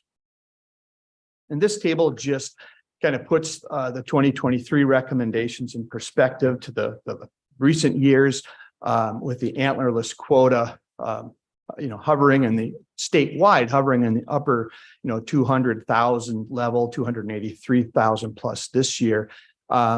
A little bit of trend information over the past number of years we see here is slight increases in the number of permits available for public land at 53,000 this year, and also slight increasing trends in the permit availability for the metro subunits. But the total overall permit availability, hovering kind of in a similar ballpark as recent years. If the recommendations are adopted as recommended, this is the map that would appear in the deer hunting regulations this year. The blue and red shaded counties are in the farmland zones of the state and indicate those counties that have recommended participation in the holiday hunt. That's all of those shaded counties. And if they also are recommending participation in the January extension Those are the red shaded counties. So the blue shaded counties are just the holiday hunt without the extension. And there are some unshaded counties in the farmland zones that recommend not participating in those events. And then in the northern forest, it also indicates that Iron County is the only county this year that is recommending not to have an antlerless quota for 2023. This was generated as a response to the winter severity index that some of the Northwest counties experienced this past year that I'll show in just a second. But this is the overall picture of what this framework would look like this fall if adopted as recommended. This map does focus on the farmland zones and highlights the number of free antlerless permits that the CDECs are recommending to be associated with the purchase of a deer hunting license. And this has been the primary tool that CDECs have been using to achieve their antlerless harvest objectives in recent years. And we've seen an evolution of adoption that the standard recommendation, I guess I would say, is that 2 antlerless permits per license, which is the lighter shade green counties. And we have seen a slight increase in the number of counties that are recommending a 3rd or even a 4th permit as a means to increase their antlerless harvest.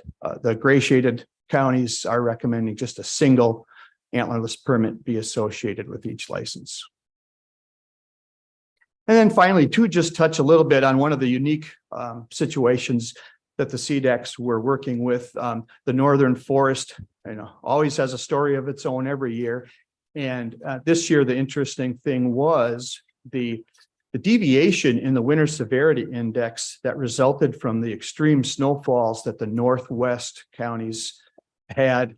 And as you move to the east, that did drop off quite a bit to the point where the Northeast counties had mild to, they didn't even really get to moderate, but we had some pretty significant snowfalls and thus winter severity indexes.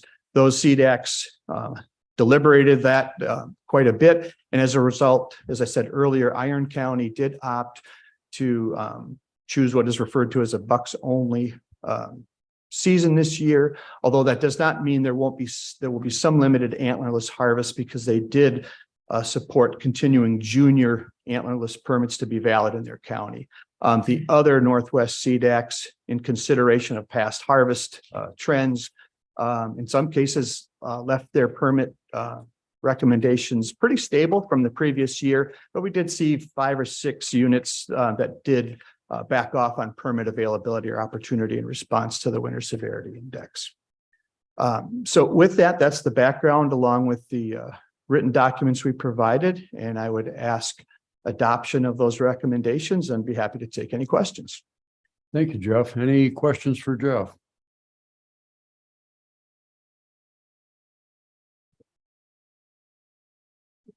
I will have.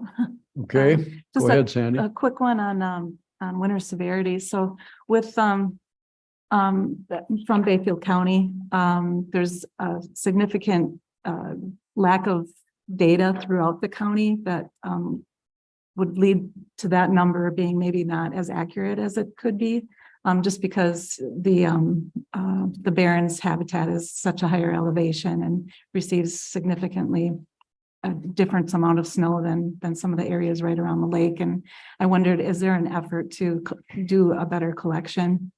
Because that's our county and national forest and state forest in those areas. And that's what we hear a lot of hunters talking about. And so it would be helpful. And I don't know if there's anything in the works for collecting more information, but. Sure. So how winter severity index data, both snowfall depths and temperature, that collection has evolved and adapted in recent years. And in terms of how we utilize available data that's collected by, for example, national weather, and then local on the ground type things. But to facilitate the CDECs and give them a number to respond to that correlates with their area of jurisdiction, the county-based number is what we're using, but we do recognize that, especially in some of those large northern counties, there's variation within the county. And we were able to bring that to the CDACs kind of on a one-on-one basis. We customized and had staff that generate that, do some what we call more like a heat map of snowfall depths. And what that did show, for example, like in Price County, there was quite a bit of variation from north to south. And even in a county, but as you're going to in Bayfield County, you've got the combination of size, the possibility of variation, but then overlaying that is habitat difference, within that and how the WSI might play out there. And so recognizing that assigning a number to a county does kind of wash out some of that. We were able to provide them some more customized information, but for the purpose of displaying this, we do use the county number. Going forward, I think, there's recognition that to get that to best serve its purpose, we will continue to strive for what's the best way to get that information to account for those variances within a county. Thank you. Other questions of Jeff? Let me bring it back up. Sure. Yeah, we've got a couple speakers here that also want to weigh in on the issue. So if there are any immediate questions on the presentation, let's go to the speakers and then we'll reopen the discussion for the board. Thank you, Jeff. Stand by. I'm sure we'll talk some more. Okay. You bet. Our first speaker today is Michael Foy. Mike, are you available? Welcome. Good morning, Chair Smith, Deputy Secretary Little, and new and old members of the Wisconsin Natural Resources Board. My comments today and the letter I previously sent are for your information only, and I am not asking for any changes to the 2023 deer season recommendations before you. As a retired DNR wildlife biologist, I develop great respect for the hard work and countless hours that the County Deer Advisory Councils invest in considering public input and developing their recommendations to the department and this board, particularly in Iowa County where I own land and hunt. CDAC share responsibility with the department and board and your other advisors for deer management decisions in Wisconsin and help increase public acceptance of the deer management program. I also agree that CDACs need more tools if they are to succeed in meeting their deer population goals, antlerless quotas, and other objectives such as chronic waste and disease control. But I am concerned that CDACs have insufficient guidance and standards to guide their recommendations, and that the department is too hesitant to speak up when CDAC recommendations run contrary to sound and predictable deer management principles, and in some circumstances treat hunters differently depending simply on where they live, own land, or choose to hunt. In addition to my concerns about the equitable use of the holiday hunt and extended archery season options, which were the subject of my letter, there are other examples. For example, since the 2015 implementation of the CDAC advisory process, there have been 53 instances where CDACs and department recommended and this board approved 0 public land bonus permits in units where private land permits were available. By contrast, during the same period, there was just 1 instance where bonus permits were available for public land within a unit, but not private. There may be perfectly good reasons why this occurred. For example, maybe there is little or no public land in a unit, but given that there is but a single 3-year deer population objective and annual antlerless quota for each deer management unit, it makes one wonder if the public land hunters may be bearing an inordinate burden for the efforts to maintain or increase the local deer population. Again, I'm requesting no changes to CDAC and department recommendations for the 2023 deer season. I would respectfully ask that this board review deer management policies with CDACs and the department to make sure all hunters, public and private, are being treated reasonably fairly. Thank you very much for your time. Thank you, Mike. Any questions from the board for Mike? Go ahead, Marcy. Mike, thank you for your testimony and for the background documentation that we received. I had a conversation with a gentleman who used to hunt in Iowa County, and he indicated that the the prevalence of leased land is having impact on the harvest rates. Have you seen that change over your time from professional into retirement, or is that not one of the driving forces? Thank you, Marcy. I can't say I've seen a change just since I retired in 2017, but over the course of my career, yes, certainly there's been an increase in leased land. It's part of a statewide and in fact national trend. It just makes I think it all the more reason why we should make sure that the laws are implemented reasonably fairly, so that we don't make access to the resource more challenging than it is already becoming. Yeah. And for the understanding, I mean, the issue with leased land, it's not to restrict what a landowner can do with their land. They can lease, but the difference is that oftentimes those hunters are not in favor of harvesting antlerless, correct? Yeah, I would agree with that. Though, the desire to increase deer populations and have older deer runs across the board, and it may just be particularly acute on leased lands where people have the resources to have control a large piece of property and feel that they can manage it to their goals. But it's not limited just to leased land. Okay, thank you. Other questions or comments for Mike? I have one, Mike. In your testimony, you referenced, I think you stated the extra burden carried by hunters on public lands. Could you be more specific and restate clearly what you believe that extra burden to be? Well, the most obvious is what I cited, that 53 times and 3 more times before you today, there's a 0 public land bonus permits recommended where private land is allowed to have bonus. And, there is not a separate population objective for each unit. There's not a separate quota. And so, an old wildlife manager like myself would say, well, there should just be a mathematical relationship between then the success rate on private versus public and the amount of area in public versus private land. And it should be just a mathematical calculation.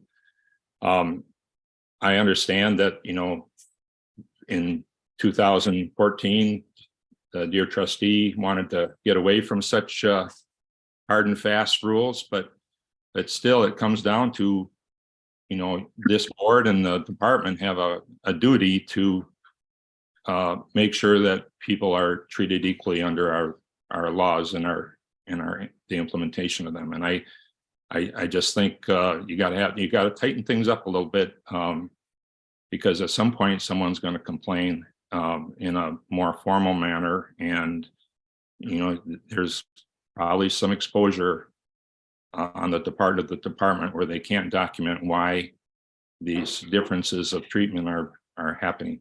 And I would say that it's not just limited to where they have 0 quota or 0 bonus, but in the review I've done so far, there's often a large disparity between the number of permits issued for private land versus public land if you standardize them based on success rates and the amount of deer range or total area. So I suspect it's a wider problem than I even was able to express.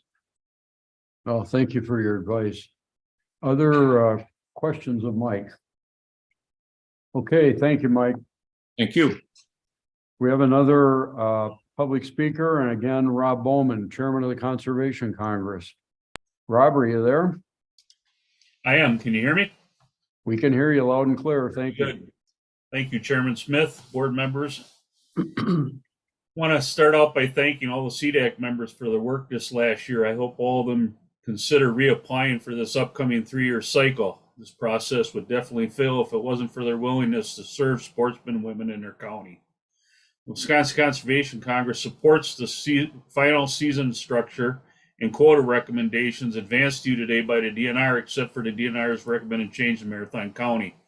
The Congress very much appreciates the DNR's efforts to reach out to the Congress and the Marathon County CDAC ahead of this, of presenting these changes. However, the WCC feels the recommendations of the CDAC should stand and their local recommendations should be supported by you today.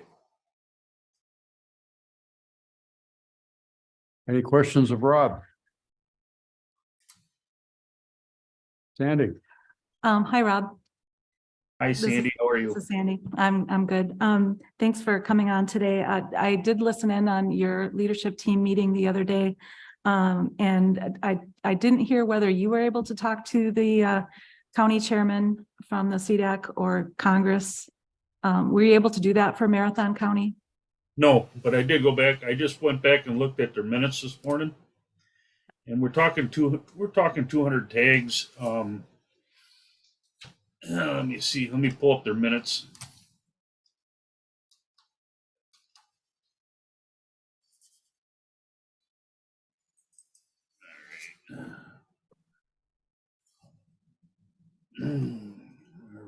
Relatives. Even by decreasing the tags, I know the wildlife biologists felt that they haven't been able to harvest anywhere near their quota with the tags that they currently had. So I don't think decreasing the tags is going to be an issue. Not 200 tags anyway. And as far as their recommendations,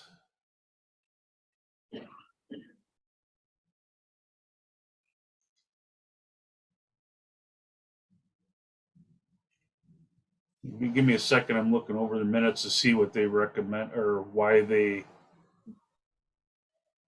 decrease their tags.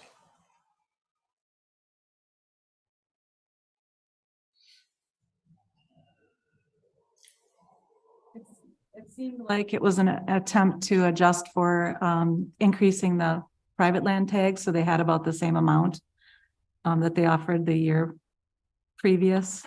I think the reasoning was more or less the responses that they got from the public.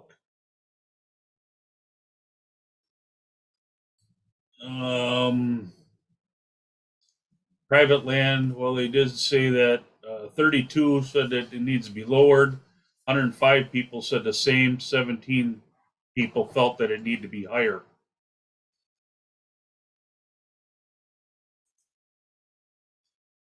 What was that first number again? On hunting on private, for private land, they had 32 said to lower it, 105 said to keep it the same, 17 said higher. Okay, thank you. Any other questions of Rob? Okay, thank you, Rob. Appreciate your input very much. Before we get into debate, does someone want to offer a motion? I'll make a motion to approve the recommendation without the change to Marathon County. So does that mean you're moving for the staff recommendation or for the Congress recommendation to the department? I guess that's are we saying the same thing? I move to approve the staff recommendations without the change to Marathon County to go back Okay. to the CDAC recommendation for Marathon. Okay. just And so I'd we like an understand. opportunity to explain if I get a second. Okay, so we've got a motion to approve the CDAC recommendation that came through the Congress hierarchy and leave out the recommended change from staff to Marathon County. Is there a second? Second. And we have a second from Sandy. Okay, further discussion. Marcy, you said you wanted to explain that, so why don't you start it out? Please. So the past 2 years, I've learned a lot in the June meetings with these quota discussions and how important they are and the ripple effect that they have. So my briefing with Jeff, and again, I appreciate, just like Mike said, everybody says you guys put a lot of work into this. But the past 2 years, I've tried to stay consistent that we work with the CDACs and the Conservation Congress on what they deal with at their local level.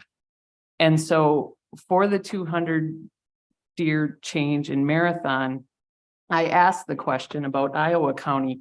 Iowa County looks like an island. And in the southern region, Paul, I mean, we have too many deer. The herd cannot be healthy. It impacts, I hear from farmers wherever I go, folks who are trying to grow oak seedlings, everyone. And we did not have the winter severity index. So Iowa County, with all due respect, I wish they would have done whatever they could, even if it's a few deer in the late season, to encourage and assist folks to harvest more deer in that county. Their CWD rates, their ag damage claims, everything feeds into that. So I just don't feel comfortable changing one based on a recommendation and not changing others where we see. And it's not just Iowa County. I mean, you saw it on the map, Columbia, some of the others are significant. So that's my justification for the motion. All due respect to the staff and the discussions that they went through for this, but I think we have to show that we take the CDAC's recommendations and their understanding, whether we agree with them or not. Those are the people that participate. And so that's why I made the motion. Okay, thanks for the expanded explanation. Any other comments, questions from the board? Paul, go ahead. Did I hear the numbers right? That 32 people wanted to decrease, 105 people in the county wanted it to remain the same, and 17 wanted to increase? That's pretty close to what I heard. So, okay, I just wanted to clarify that. Okay, thank you. Other questions or comments? Sandy, go ahead. Yeah, I guess be interesting to know what the discussion was at the deer committee table with those numbers, where 105 wanted to keep it the same, and that's why you increased. Is that correct? That's why you increased by 200? Sure. So to give you the kind of the full trajectory of how that discussion went relative to Marathon County, and as the local biologist shared with full transparency with that CDAC at their deliberation, that our recommendation, based first on the fact that, again, their quota objective is 7,000 and has been stated they weren't able to reach that. And even at 2,000 private land permits all sold, they weren't able to reach that. So the logic behind going in the opposite direction of making even less permits available seemed counter to the objective of getting closer to 7,000.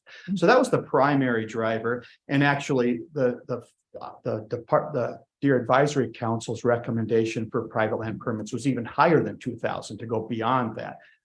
As we discussed the pros and cons of that, much as what Marcy brought up, the approval process swung back to no, let's favor the CDAC recommendation.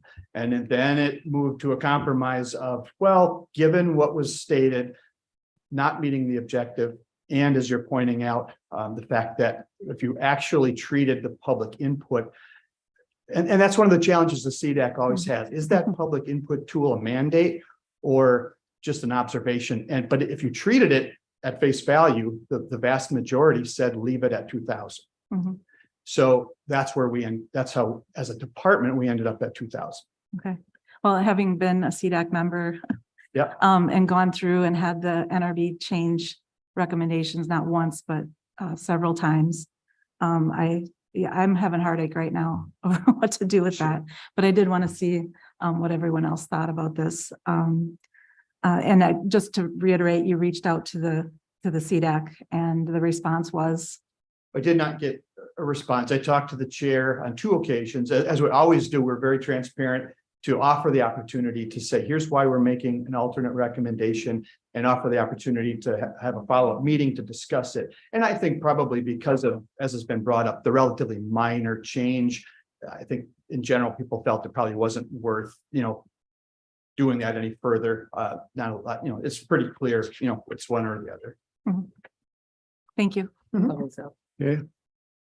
Marcy, go ahead.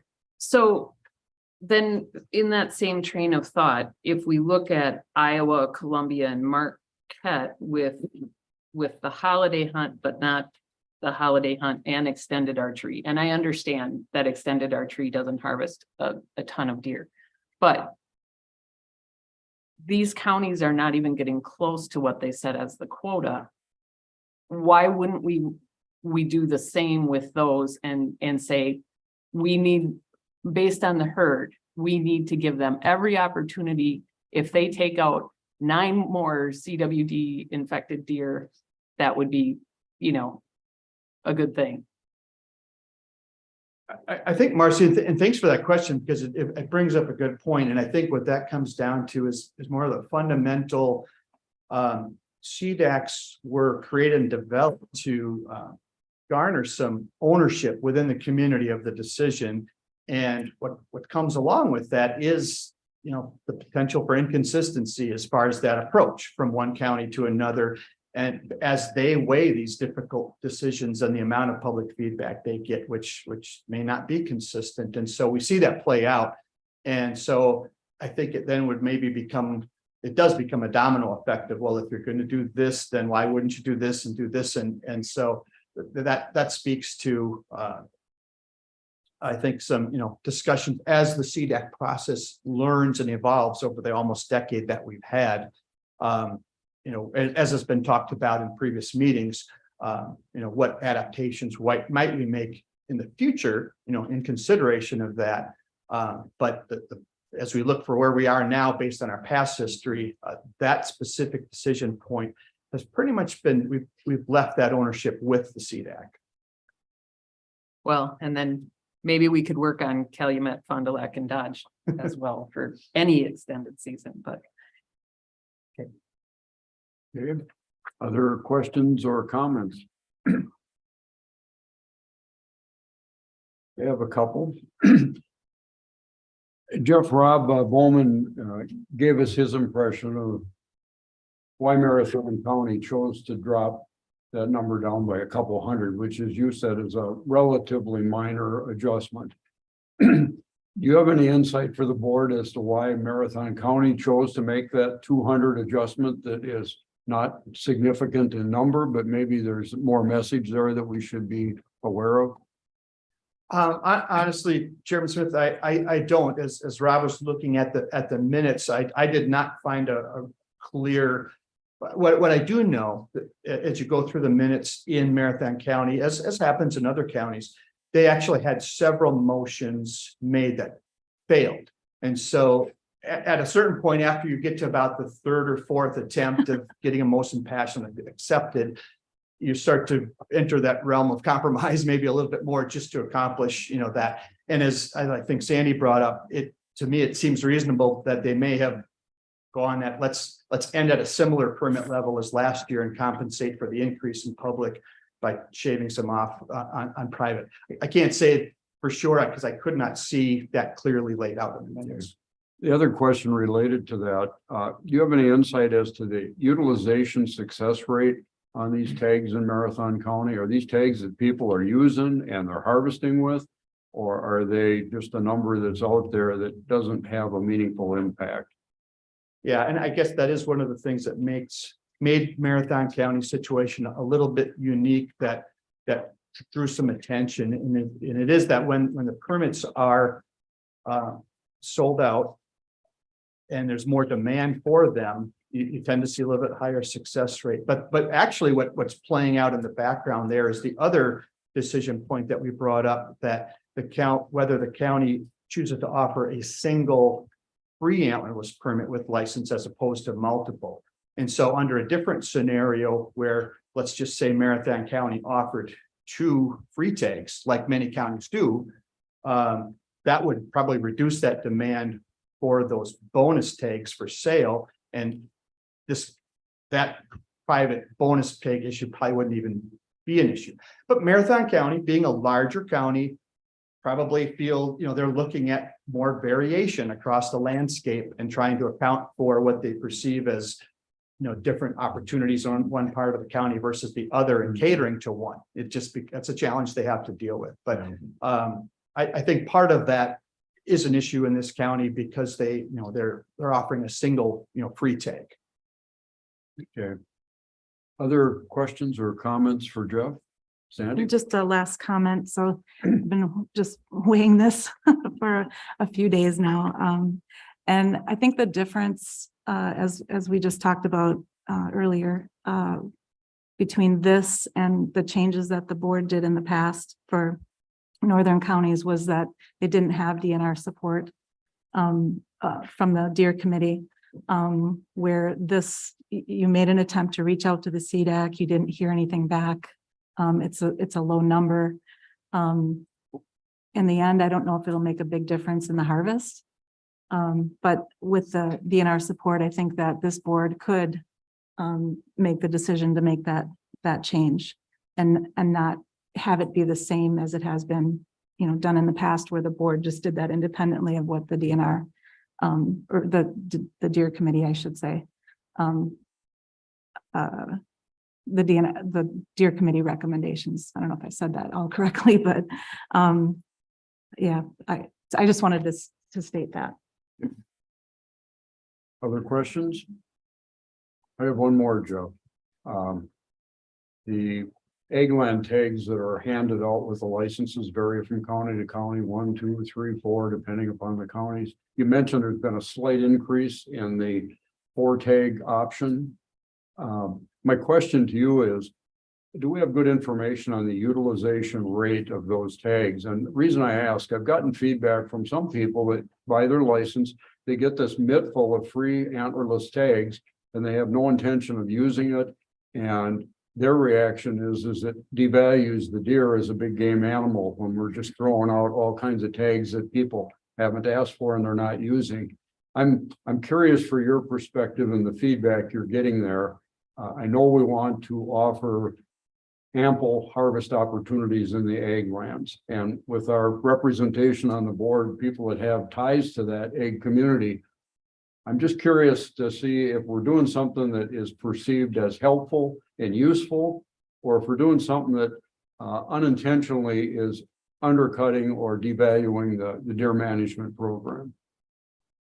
Sure. Thank you for that question, because it does come up both ways in terms of, in the end, it's what is the message we're sending to the hunters and the CDACs, and some of these CDACs in the agriculture or the farmland zones that feel, we've kind of maximized our options. What messaging or marketing tool might we have to create the understanding that there's room and the need to harvest more deer? And sometimes they'll make that recommendation in either permit levels well above what they know actually will be taken or harvested, or with these the free takes. In earlier years, we had counties offering as many as 5 or 6 of those takes, and they have backed off on that in adapting and recognizing that, again, is the message interpretation of, are the animals being devalued, or is someone going to fill all of those tags and now I need to compensate for their activity by not filling any? And so it's really interesting the way they play that out. But what we share with the CDACs is collectively, what is the result in the harvest? And we measure that by how many antlerless deer are harvested per buck. So an antlerless to antler harvest ratio. So we can show the CDAC that, for example, Kewaunee County has had offered, 4 for a number of years. They backed down to 3, but their antlerless harvest ratio was like 1.4 to 1.5 per buck. Many of the counties are closer to 1-to-1 or 1.1 or 1.2. And they know that that's not a sufficient antlerless harvest ratio. And so we can now inform them and say, when you offer 2 tags or you offer a 3rd tag, or maybe in the case of a 4th tag, did that influence your harvest ratio? And they can see that now and say, okay, and that's why I think we have seen this centering around 2 or 3 tags being the most common, and a little bit of shift up towards 3, because they are seeing that it does relate to that harvest ratio. So that's kind of how we show the actual impact of that. And that's not achieved by 20 hunters in the unit filling 4 tags.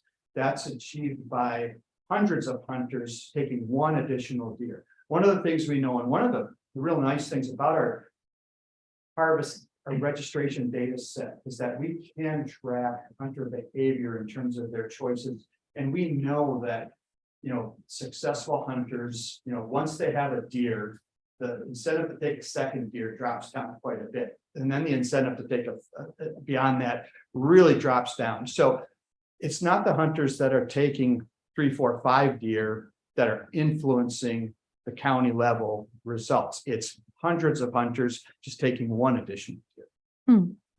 Regardless of whether they've got 5 tags in their pocket or 2, they're probably only going to take, 1 or 2. Well, that explanation really gives me confidence that this is being managed and you're using a database and looking at it. But your answer also begs the question, then what's the benefit of this handful of free tags for a very small number of hunters that might use them to that level? So I don't want to go on any further, but I'm just concerned that we evaluate the public perception as well as the biology on this. Right. Thank you. You bet. That did generate another question. Pardon me? Sorry, it did generate another question if allowed. Go ahead. Okay, on our briefing, were you able to find out if the egg damage claims have a CWD testing requirement? Yes, I believe that universally, we make that a requirement of their participation. Thank you. Yep. Sandy. Last one, I promise. That 200 deer, will that, so I'm looking at just the numbers, they had a 7,000 quota and they reached 5,474. Will that 200 even get them any closer to whatever that number is? If you factor in the anticipated success rate of those permits, it's going to be 50 plus or minus additional deer. The way I would look at it more is that those are 200 additional landowners that would have the opportunity to make that decision for themselves. You keep throwing things in there that make me, I'm trying. Okay, thank you. You bet. Any further questions or comments on deer? Okay, we have a motion before the board to approve the recommendation with the exception of the change in Marathon County. So this would approve the staff recommendation, but it would take out the change that would increase Marathon County by 200 permits. Got that right? Correct. Okay. Any further debate from the board? All those in favor signify by saying aye. Aye. Aye. Those opposed? Aye. No. Okay, I would like to do a voice vote on this. Amber, if you just call a roll call and so we get an accurate accounting. Sharon Adams, Abstained. Paul Berg, Nay. Dylan Jennings, Can I ask why you oppose? I'd like to hear your perspective. I did not find Marathon County is they're issuing one, not handful of permits, but one extra permit per hunting license. And I didn't hear a reasonable explanation from the CDAC committee of why they lowered the level And maybe I'm more sensitive to the overpopulation of deer being in a farmland. You know, I'm not a big hunter myself, but my son and his group hunt my land extensively. And so I'm part of their culture. Knowing their culture, they appreciate the extra tag that they get. So I'm willing to believe the DNR staff in this one. I appreciate that. Thank you. Sorry for interrupting. I just Okay. wanted to hear that perspective. Oh. This is a tough one.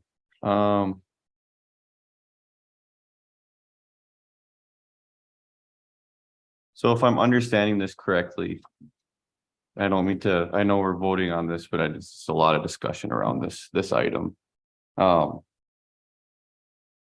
Your motion is to essentially take what the CDAC is proposing for what the Marathon County issue is, right? Correct. Right, and it's more on the principle of, we didn't change any of the other counties' CDAC recommendations. Mm-hmm.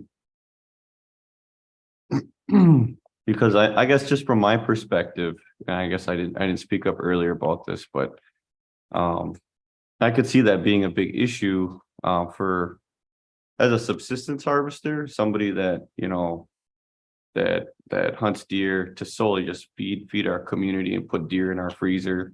You know, we're not necessarily antler chasing anything. We're, you know, we eat deer like every week in my family, you know, like that's just what we do.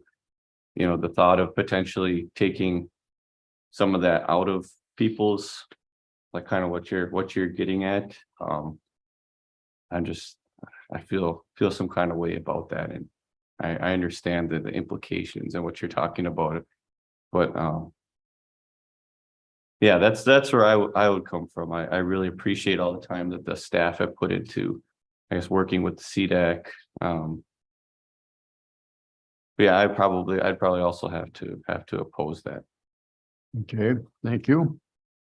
Keep going with the roll call vote, Ashley. Sandy Knox, Also conflicted, and that's going to be my reason right there is taking opportunity out of people's hands. And the fact that the DNR the Deer Committee did support this change and reach out to the committee, and the CDAC did not have any concerns over that number. And I do appreciate the time the CDAC's put into everything as well, but I'm going to vote no. Okay, Jimmy? I've reconsidered. I'm a no also. Marcy? Let's see, I'm not gonna make you split it, right? Yeah, no, I'm still gonna stick with my motion. I vote yes. Okay. And I'm going to explain myself a little bit too. I have a history on this CDAC issue similar to Marcy's. I've spoken out in favor of the CDACs and in support of the process, and pointedly said, I think we should respect that unless there's a very significant biological reason not to. And that they're doing something that's going to cause damage. I don't think we're anywhere near that right now. And I'm going to also cast my vote in favor of the CDAC process. But I also want to say, similar to Marcy, that we've got deer population issues that are critical in areas of the state, and the existing tools we have don't seem to be able to manage the population numbers. Part of it is the tools that we offer. Part of it's the willingness of the public to use those tools and exercise that to increase harvest. I don't know what the answer is, but I don't want to diminish that issue at all by this vote on this particular recommendation coming out of Marathon County. So I'm going to vote no. Motion fails. So I guess I'd look to the board, and I will move that we adopt the DNR recommendation for the deer season recommendation. okay, we have a motion to approve department staff recommendation. Is there a second? Second. Dylan seconds. Any further discussion? Sandy, Sharon. excuse me. I'm on automatic. Sandy's the good person. So Sharon, excuse me. I think this is an opportunity to really ask to look at how do we improve, how do we address the real problems here? Because what I'm hearing is that there's an overpopulation, that we're not getting enough hunters in the places that we need them to maintain the area, and that whether we approve this, we will still have a problem. So my request is for continued, this is an annual review, that we ask our staff to bring back some more comprehensive with the CDAC and with the others who help support this. Okay, I second that motion. well, that wasn't a motion. That wasn't, it was a Comment. It was a really we good have a comment. motion, but are we voting on that motion yet? Well, the motion's on the table and So your that's- comment was part of the discussion. That's right. relevant to That's that. exactly right. Thank you. Other comments or discussion? Sandy, Yeah, I agree with that. And also that hopefully the CDACs will make their justifications very clear. There should be those reasons that go along with it so that we can do our job better. And I thought there was a pretty good process in place when I was on the CDAC. You know, we had paragraph or more long justifications, but just so that we're clear on what are your issues in your county, that would be really helpful if we're going to continue with the CDAC process. other comments, questions? Okay, we've got a motion before us to approve staff recommendations. All those in favor signify by saying aye. Aye. Opposed, say no. Motion carries. Staff recommendations are approved. Thank you, Jeff. Looks like we're gonna have a deer season in 23. Thank goodness. If we'd have talked any longer, we might have put that in jeopardy. It just goes to show you, there's been a significant change on the board, but some things stay the same. We're still talking about deer. Mhm. Long discussions. It's an important issue to our citizens that we serve. Okay, we'll move on to information items. Number 6A is the Great Lakes Compact Briefing. Adam Freehofer, Water Use Section Chief. Welcome, Adam. No idea. All right. Morning, everyone. Good morning, Chairman Smith, members of the Natural Resources Board, Deputy Secretary Little. Good morning, and thank you for the opportunity to provide an informational brief on the Great Lakes Compact. I'm Adam Freehofer. I'm the Water Use Section Manager. I oversee the water use program that's responsible for water quantity management and regulation. And the two main pieces of that are high capacity wells and the implementation of the Great Lakes Compact. Right to this. There we go. There. Well, as the crow flies, we're only about 1.5 miles away from Lake Michigan. And there are 8 states, as you know, and 2 Canadian provinces that are in the Great Lakes region and that call this region home. And we rely on these lakes heavily. 35 million people rely on the Great Lakes region for drinking water, and 1.6 million Wisconsin citizens depend on Lake Superior, Lake Michigan for drinking water.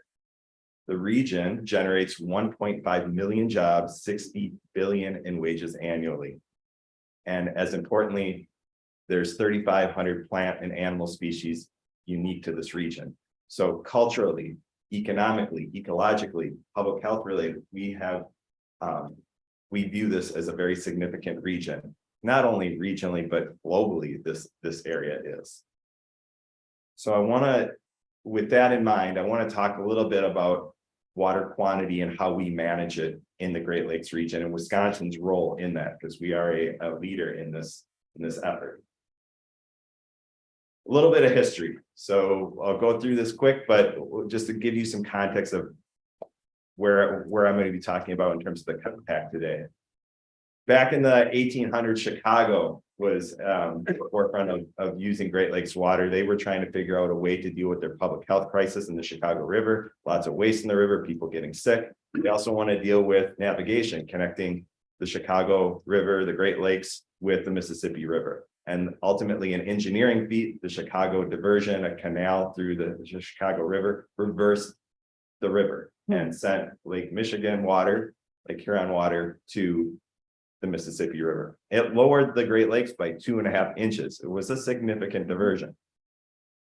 And following that, shortly after that, there was a boundary waters treaty between the US and Canada. And that was their way of saying, we're going to try to play nice and not fight with each other about water issues. And that was step one. Now that ironically didn't deal with Lake Michigan because Lake Michigan really wasn't considered a boundary water. But it was the start. And things didn't really progress beyond that until the 80s and the formation of the Council of Great Lakes Governors. This was established as a way for the governors to talk when they saw water quantity issues come up. Then following that in 85 was the Great Lakes Charter as a way to discuss diversions and notification on the diversion. So you're seeing this process get set up on the Great Lakes on how we communicate. In 86, Congress passed the WRDA, which is the Water Resources Development Act. And that basically said, you can't divert water out of the Great Lakes region unless you get all the governors to sign off on it, unless you get everyone's okay. And that obviously had some shortcomings too. There was no process. If Wisconsin wanted to divert Great Lakes water, there was no way of establishing a formal get together of the governors. It was trying to call each individually. Both the charter and WRDA had their own shortcomings. If we go to 1998, this is where things start to really happen. There's a company that submits a proposal to Ontario and says, we want to put water in tankers. We want to ship it out of Lake Superior to Asia. The economics of that I wonder about, but that was the proposal. And all of a sudden that was the catalyst that really got people started to talk like, this is our water. We want to keep it here. And that in essence started a Boundary Waters Treaty Act by Canada that said a ban on diversions, but it also started the Great Lakes Governors Premiers signing the Charter Annex, which was the start of all the states and the provinces sitting in a room for multiple years over and over, compromising, negotiating, a true effort in bipartisan work to find a way to manage the Great Lakes in terms of water quantity. What we were left with was signed here in Milwaukee was the Great Lakes St. Lawrence River Basin Sustainable Water Resources Agreement and Compact of 2005. The agreement is between the provinces and the states, the 8 states, and the compact was just for the 8 Great Lakes states. It's a legally enforceable contract. Each state, again, think about this, you get the compact signed by these states, they each had to pass it within their own state legislatures. Another monumental feat. They all did that. Wisconsin enacted ours into law in May 2008, and Congress consented in September 2008, became effective by then President George Bush in December 2008. So now we have this Great Lakes Compact, and we have this structure of process and how we manage the water quantity. So I want to talk a little bit about what it looks like in terms of Wisconsin's implementation of it. Some requirements with the compact, Wisconsin applied statewide, not just in the Lake Superior, Lake Michigan basins where you see up on the map. So such as registering large water users, those who have the capacity to withdraw 100,000 gallons of water or more a day, and requiring those water users to annually report their monthly water volumes and pay annual water use fees. So this is setting up a system of us to track who's using what water. We manage diversions of Great Lakes water. That's any diversion, not just from the lake itself, but also groundwater out of the basin. And we issue permits to water users that would draw 100,000 gallons per day of Great Lakes water out of the basin, or in the basin, excuse me. Persons that want a diversion approval or Great Lakes permit are required to submit a water conservation and efficiency plan. You want the water, you have to show that you're going to use it efficiently and how they will conserve or save water. We also keep track of how much water is within our states through monitoring. So we're monitoring groundwater levels, stream flows, spring flows, and lakes. Just recently, we've been updating a statewide inventory of all the springs across Wisconsin. This gives us a state about the health of our water resources, particularly that groundwater surface water interaction. So with that in mind, those are the big pieces that Wisconsin has within the compact that we're applying. I want to talk about a couple of the things that come out of that implementation. On the map, you see a lot of dots. This is the surface water and groundwater withdrawals for 2021. We couldn't have this map if we didn't have the Great Lakes Compact. This allows us to know who's withdrawing what water and where, how much. The bigger the dots, the more water withdrawn. The map on the left is surface water withdrawals. There are bigger dots along the lakes of Lake Michigan, Mississippi River, near Lake Superior. Those are for withdrawals such as municipal, thermal, hydropower. All the dark red dots in the middle, that's cranberry production. So you can see who's reliant on water where with respect to surface water. When we look at groundwater, these are high capacity wells. You can see the central part of the state, highly reliant on irrigation. Those are the green dots. North central Wisconsin, again, highly reliant on irrigated agriculture. And then municipal wells in blue. You can see where those line up pretty well. So we're able to track this over time. And now with the compact over a decade old, we have over 10 years of water use data. I will tell you that the folks out in the western part of the United States would love to have this type of data so they can manage the resource. Wisconsin's not the only state that has this as part of the compact. The other states do too, which means we can compile all of our information and look at the Great Lakes Basin as a whole. So this becomes valuable not only for our own state's preservation, but also the larger region. We can take a closer look at Lake Michigan since we're right next door. We know that there's 25 water systems with 38 intakes. Intakes are the structures in the lake that go to withdraw the water directly from Lake Michigan. We can track what that water is used for. The largest use of that water is power generation.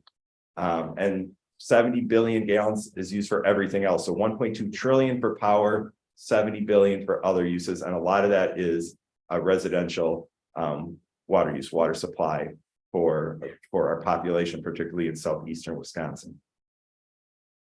So we can learn a lot about the use and the sustainability of that use by tracking this information. The other topic that is extremely notable, and Wisconsin tends to be at the center of it, is diversions. The diversions mean something different depending on who you talk to at DNR. But in terms of the Great Lakes Compact, this is water that's taken out of the Great Lakes Basin, either Lake Superior or Lake Michigan Basin. And you can see the dark blue line on the map. That is the Great Lakes Basin divide. And that is the line that marks the no-go of water with some limited exceptions. So water, basically, I couldn't put a well in here today next to the DNR, fill a tanker truck and drive to Madison. That would be a diversion. And that would be not allowed under the Great Lakes Compact. That gives you some context as to the degree of how this is set up. So when we talk about what diversions really mean in the state, there's different types that are allowed. And that was the compromise with the compact. There's communities that need water for public water supply purposes that straddle the divide. So if you have a community that straddles that dark blue line, you can apply for a diversion. That is a state approval, meaning we issue that as the state of Wisconsin. We certainly notify all the other states. We notify the tribes. We notify NGOs and other groups to make them aware of it. But this is a decision under the compact that we make. There's communities that straddle the basin, that are in counties that straddle the basin. So you can see their county outlines. Waukesha, we'll talk more about as an example. They are not a community that straddles the line, but they're in a county that straddles the line. Now, this is a much higher bar to get water. Applications for these types of diversions require unanimous approval from all Great Lakes states. And that's the case that Waukesha found themselves out here. And then they require state approval as well. And lastly, there's a transfer of Great Lakes water between two basins. So if you take water from Lake Superior and you move it into the Lake Michigan basin, and the examples we might have there is hydrostatic water pressure testing of pipelines and things like that. We're moving it from one basin to another within the Great Lakes. In these instances, treated wastewater. So the water in a diversion situation under the compact must be returned less consumptive use. So if you're not losing it to evaporation and things like that, you must return the water back to the Lake Michigan or Lake Superior basin. You must meet the Clean Water Act standards. You must not allow invasive species. There's a whole set of criteria under the compact that you must follow in returning that water.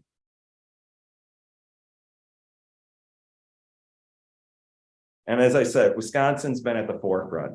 So because of the nature of the Great Lakes divide, particularly in southeastern Wisconsin, and the nature of our growth in the state, we have been pushed to implement the compact more than pretty much any other state in terms of the diversions. So immediately after the compact was passed, we had the city of New Berlin, they're a straddling community. They needed 2.1 million gallons of water to supply to their portion of the community in the Mississippi River Basin. That was approved. The city of Waukesha, that it was ongoing. We'll talk more about that. They applied in 2010. They received unanimous approval in 2016 from the Great Lakes states. And in 2021, Wisconsin gave them their approval. 8.2 million gallons per day is what they were approved for under the Great Lakes Compact. They asked for more initially, but again, this is a compromise by the other states. They reviewed Waukesha's request, and 8.2 is what they were granted. And they were going to make the switch. Part of the reason I'm here to give you guys a heads up, they're making the switch to turn on the Great Lakes water tap this fall in September of 2023. Another diversion we had is the city of Racine, Village of Mount Pleasant. One of the primary customers in this was Foxconn in 2018, 7 million gallons per day. And then lastly, the Village of Summers in 2022, 1.2 million gallons per day. So these New Berlin, Racine, and Summers are straddling communities. Wisconsin itself made the decision, although we made sure that all the states were in the loop on what was going on. Waukesha was the only one that required all the other states' approval to proceed. So let's talk a little bit more about Waukesha, because it'll be in the news in the coming months as they turn over to get off of groundwater, which they have radium issues in their water wells, their deep groundwater wells. So moving to a Lake Michigan water source is a sustainable approach for them. Again, they're diverting 8.2 million gallons per day up to. They're purchasing their water from the city of Milwaukee, and then all the water must be returned less consumptive use back to Lake Michigan, which they're discharging via the Root River. So they have a long pipeline from their treatment plant to the Root River that they're finishing up installation on right now. And so they have to meet all the requirements of the compact, have a monitoring plan on the Root River, a lot of different pieces that they must adhere to as part of the compact's approval of Waukesha's water supply. Wisconsin's not the only state that has diversions. Like I said in the beginning, there was the Chicago River and the canal that diverted Lake Michigan water in the early 1900s. That has kept going. That hasn't changed. What did happen was that other states got involved all the way to the United States Supreme Court, and Wisconsin, Michigan particularly, and there is a US Supreme Court decree for the Illinois diversion. It basically limits them to 3,200 cubic feet per second, or 2.1 billion gallons of water a day. That's what they're capped at. They can't go beyond that under the US Supreme Court decision.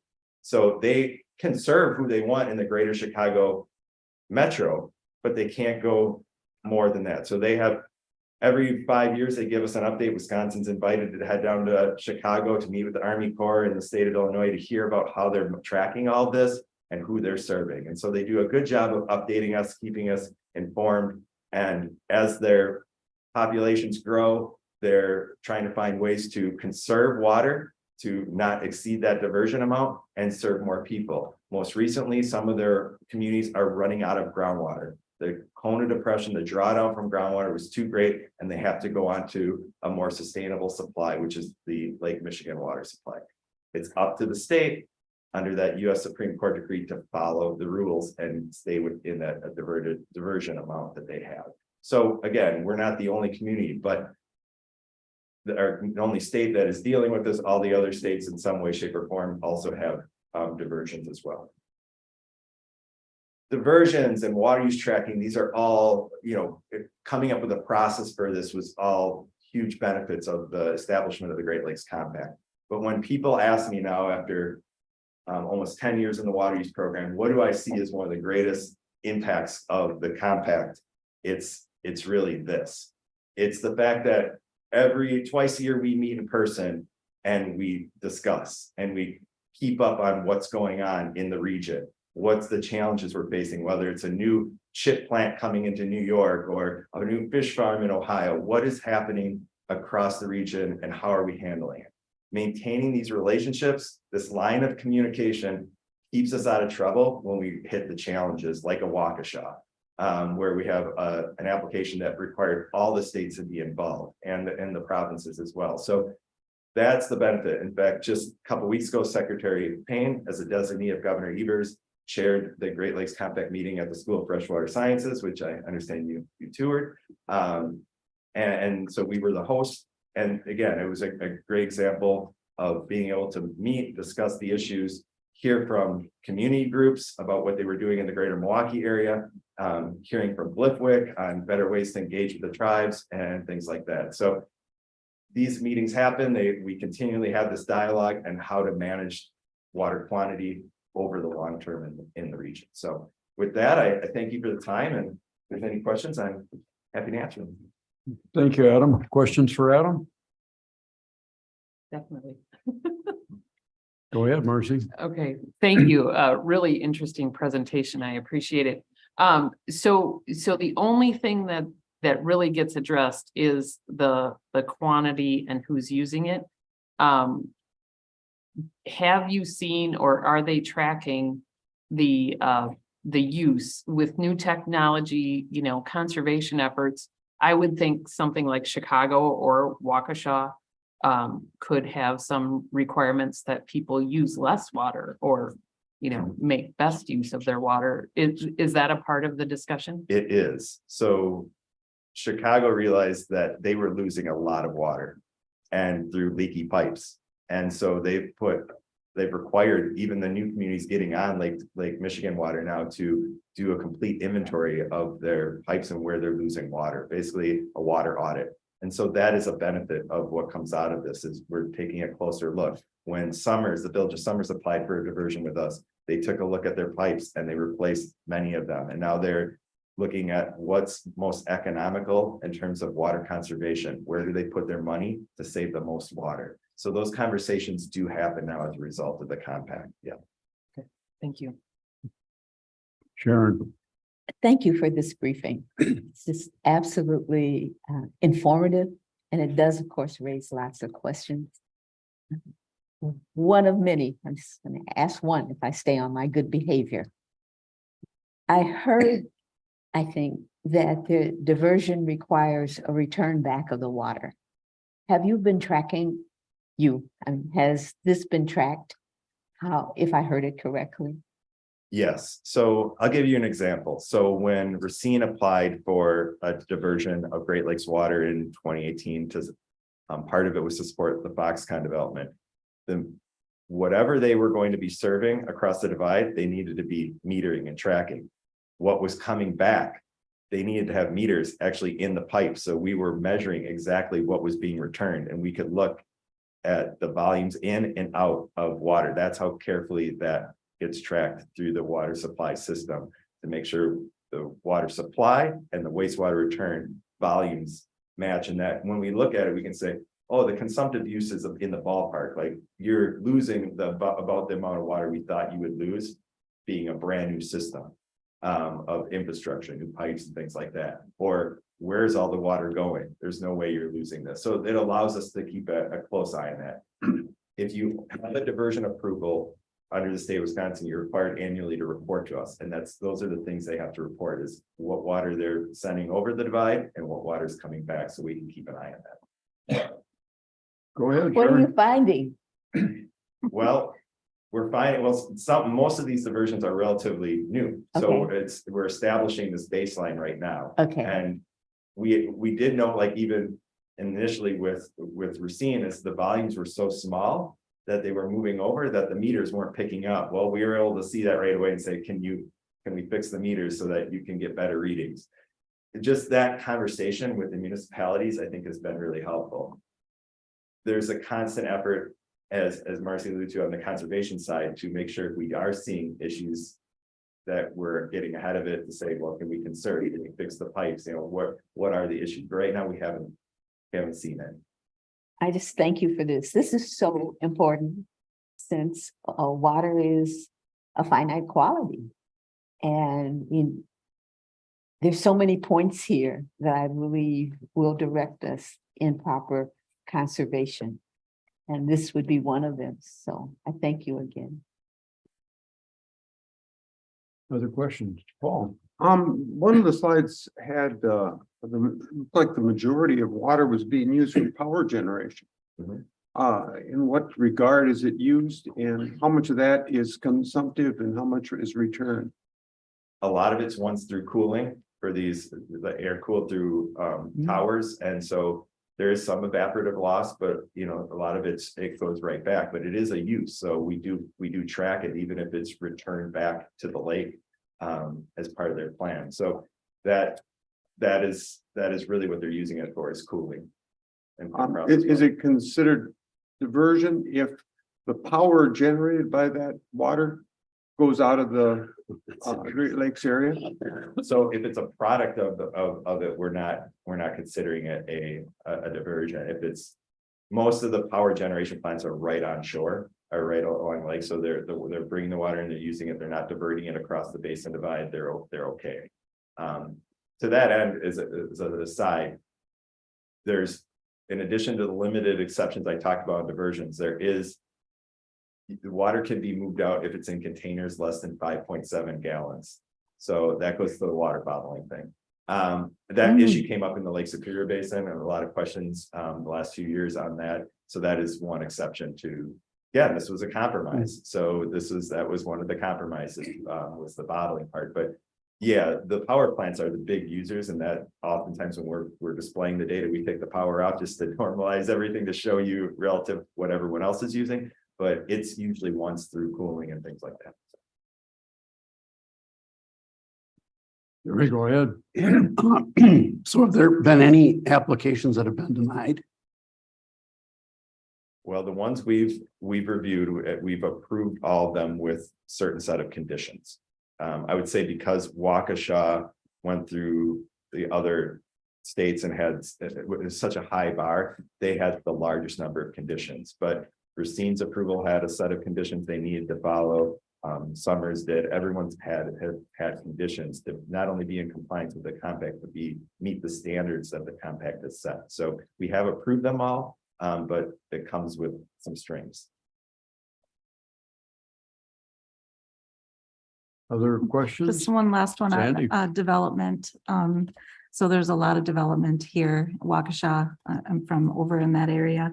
And just wonder, is that 8.3 million gallons or whatever it was a day, is that enough do they have to limit their development and their use as they're growing to stay under that number? That's an excellent question. That was a point of controversy, if you will, during that application process. Was there what we call a water supply service area?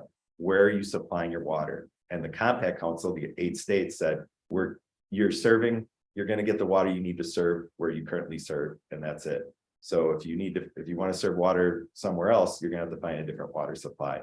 We'll give you this water. If you want to come back in at a later date, that's a discussion for a later date. But this decision by this Compact Council in 2016 was for that specific area. So that is always something we're telling the communities is, let's think about your water supply. Where are you getting it from? And we do have 2 rules that we're moving forward right now in the process. One is water supply service area planning, thinking about where you're going to be getting your water, what hurdles you might have to get over, particularly in Southeast Wisconsin, to achieve a sustainable and in terms of water quality and quantity, water supply.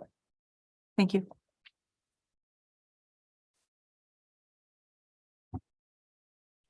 Other questions? Okay, very informative, Adam. Thank you very much. Appreciate Thanks. it. Thank you. Our next informational item is item 6B. Update on Wisconsin air quality. I don't pretend to have any premonition about this air quality, Gail, but I'm sure glad you're here and the timing is extraordinary. You did a good job with this. Chair Smith, Deputy Secretary Little, and members of the Natural Resources Board, thank you so much for the opportunity today to be with you to talk a little bit about Wisconsin's air quality. My name is Gail Good. I'm the director for the air management program at Wisconsin DNR, and I'm going to share with you a little bit of information today on a little bit of the history of air quality in Wisconsin, some of our current status, some opportunities and some challenges.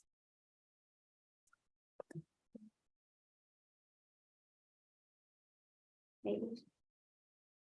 Here we go.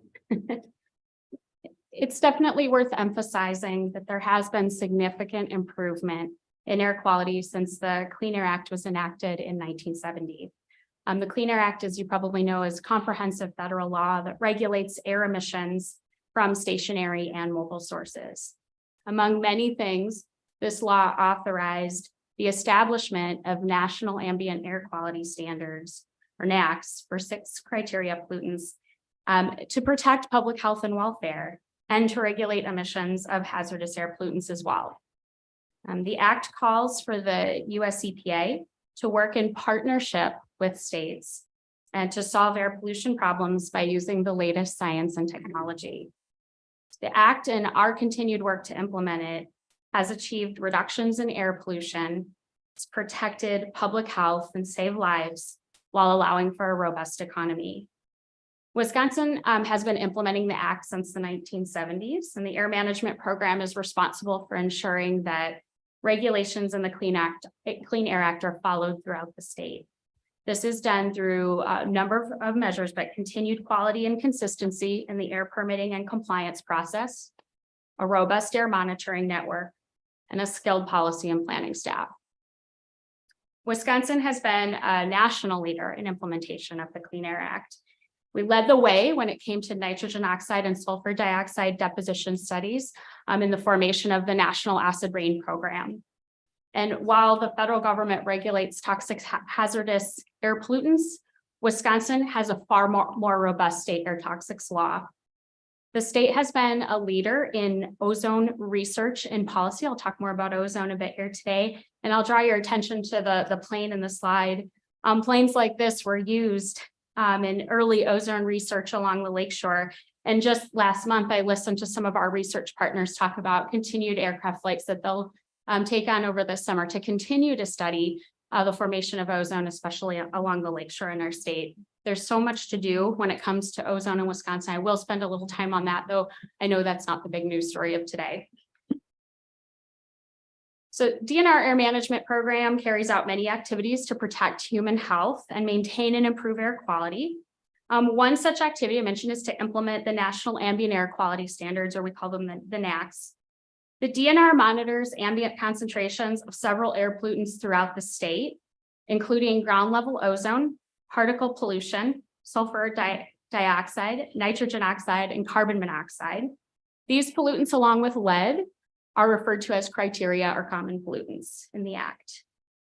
Monitor levels of criteria pollutants are measured against the National Ambient Air Quality Standards set by EPA at levels protective of public health to determine whether standards are met. And in addition to criteria pollutants, we monitor for a variety of hazardous air pollutants as well. The improvement we've seen in air quality over the years is due to a variety of federal and state control programs that have significantly reduced pollutant emissions. That's what this image here on the screen is intended to show you, is the reductions that we've seen in concentrations around the state of several different pollutants that we measure for. A success story for Wisconsin concerns sulfur dioxide. In the last 20 years, emissions of sulfur dioxide have decreased by approximately 90% in our state, with the largest reductions coming from the electric utility sector. That's what this shows here, that this has led to reductions in measured concentrations at our monitors across the state, the yellow line on the image there. Where you could once smell sulfur dioxide in the air in our state, you no longer can. I would also like to point out that there have been reductions in particulates and in the ingredients that make up ozone, and I will focus on those two pollutants for the remainder of today. So this is, I think, why you asked me here. You wanted me to talk a bit about the air quality advisories and what we've seen so far this year. So we often think about springtime, which we just got through, as the start of our ozone season in Wisconsin. We expect ozone advisories at this time of year, and we have issued plenty of those between April and June throughout the years. We often do not see particulate advisories at this time of year, more often in the winter. Early this spring, we issued several ozone advisories and observed exceedances of the National Ambient Air Quality Standards. Eventually, with enough of those exceedances, enough days leading to violations, meaning we're not meeting the standard in areas around the state for ozone. We had some days of PM 2.5 advisories related to wildfire smoke, and we started asking ourselves, and frankly, plenty of other people were asking us if this was like a normal spring. So we started to look back at our data. We went back to 2012 because we were thinking ozone at the time, and that was the last time we had a hot summer and high ozone year in the state. We have issued pretty much just as many advisories for ozone this year between April and June as we had in 2012. We've also, as you can see, issued a number of particulate matter PM 2.5 advisories this year, more so than we ever have. I think the last time we issued a PM 2.5 advisory in April through June, we'd have to go back to 2011 to see that. It's important to note, just kind of going back to ozone, that the standard was changed. It got lower in 2015. So we might expect more ozone advisories as a result of a lower standard. But if you look at the last few years of data, it's pretty easy to see that we have been issuing more advisories, more alerts to the public that they should be careful about their health and they should watch their air quality over the last several years. We had in the years prior to that. So this year does seem to be different when compared to other years. And what we are experiencing today is unprecedented for anything we've seen in it since we've been monitoring. Okay. The particulate matter advisories we have seen this spring and early summer are the result of smoke from hundreds of wildfires burning throughout Canada. We have been doing, as I mentioned, advisories for PM 2.5 or fine particles. These are really small particles that are the product of combustion. They can be inhaled into your lungs and get into your bloodstream, and so are a very serious respiratory and heart matters. We take these very seriously. The forecasters in the air management program do such a good job carefully watching models to understand what may happen in the days ahead. They provided early warning on the event we're in the midst of now and continue to ensure people have access to as much information as possible as soon as possible. They coordinate efforts across the region, so the program is constantly aware of what other states are seeing and doing relative to advisories that may need to be issued to the public. We have worked together to do multi-day advisories as well, which is a little new for us. Again, to give people a heads up as early as possible that there's something to pay attention to. The effort to do this is not solely with the forecasters. The program utilizes our network of 18 PM 2.5 monitors around the state, 2 of which we support operations of with the Forest County, Potawatomi, and Bad River tribes. Monitoring also ensures our air quality map and app are operational and reporting as much information to the public as possible at all times. The program has public information staff who ensure that we have clear, simple messages to share with the public, and we receive outstanding support from our Office of Communications, who we work closely with. So what I intend to tell you with this is it is an effort involving many and a critical service that the program provides. It's also important to note that EPA, while we're in the midst of this PM 2.5 event, EPA is also in the midst of revising the particulate matter standard with an expected final standard later this year. So while the forecasters, the monitoring personnel, and communications folks are ensuring we understand how particle pollution is impacting us today, the policy and permit folks in the program are looking ahead to implications in the future with the possibility of this new standard. The EPA proposed a tighter range on the PM 2.5 annual standard of 9 to 10 micrograms per cubic meter compared to our current standard of 12 micrograms per cubic meter. They're also taking comment on a range of 8 to 11 micrograms per cubic meter. So when a standard is finalized and EPA starts to look at the areas that are meeting a standard or not, the data from this year will matter. I included some information on this slide about monitoring data around the state through 2022. You can see that there are already some sites above the proposed 9 micrograms per cubic meter. And as the calendar year concludes and we're able to review data from this year, what is happening now with these PM 2.5 events may have significance relative to a new standard. I wanted to turn our attention for a few minutes to ozone, which has a really long history in Wisconsin. Since the 1970s, the Lake Michigan shoreline has seen counties in and out of non-attainment with the ozone standards. For the current and most stringent 2015 ozone standards, EPA, as you can see on the map here, designated 2 whole counties and portions of 7 lakeshore counties in Wisconsin as non-attainment, or in other words, not meeting the standard at the time that the standard was set. So this map shows the areas in orange, which are still not meeting the 2015 standard, remain in non-attainment.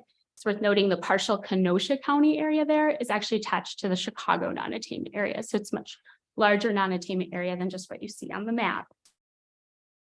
The areas in blue were designated non-attainment originally. They attained, we redesignated them, but air quality issues there have led to a re-violation of the standard. Those are called maintenance areas, and we have obligations to those areas as well going forward. It's also really important to note that 33% of the state's population lives in these areas. So when we have persistent ozone non-attainment, our obligations to do more to meet the standard increase over time as well. There are increasingly more permit requirements in these areas, and facilities who want to build in the area may have to find ways to offset their emissions. So because of this, persistent prolonged non-attainment not only causes health concerns for those living there, it can also be a barrier to economic growth because facilities will seek out areas with more flexibility and requirements to allow for maximum growth of their business. Wisconsin experiences elevated ozone concentrations and struggles with non-attainment in large part due to transported emissions from out of state. So much so that EPA models show that Illinois and Indiana actually impact our ozone values in Wisconsin more than we do. This is also a result of the unique geography and meteorology in this area. We often experience high ozone values on a hot summer day, right, when the conditions are right. A high pressure system bringing hot temperatures, sunny conditions, nice wind from the south. Those are the right conditions to take those ingredients that make up ozone, nitrogen oxides and volatile organic compounds, transport them from areas to our south, place them over the lakeshore. They can cook in the sun, form ozone through a chemical transformation, and then with the lake breeze in the afternoon, that ozone can be brought on shore. Nowhere in Wisconsin is that phenomenon more apparent than in Door County. The monitor in Door County is at Newport State Park, right at the tip of Door County. There are relatively few sources of ozone or ozone precursor pollution in the area, yet it experiences ozone concentrations that at times do not meet the standard. So much like what we're experiencing today, what's happening to us is out of our control and coming from areas that are not Wisconsin. With ozone, we really need the work of not only EPA, but other states to help us be able to meet the ozone standard here.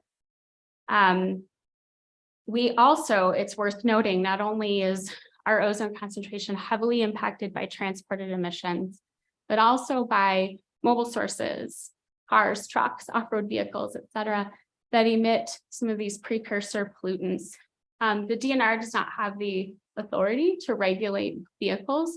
We really rely on EPA to be able to do things like that, to set vehicle emission standards. So let's talk a little bit about some of the opportunities that we're seeing in the program right now. We do have many.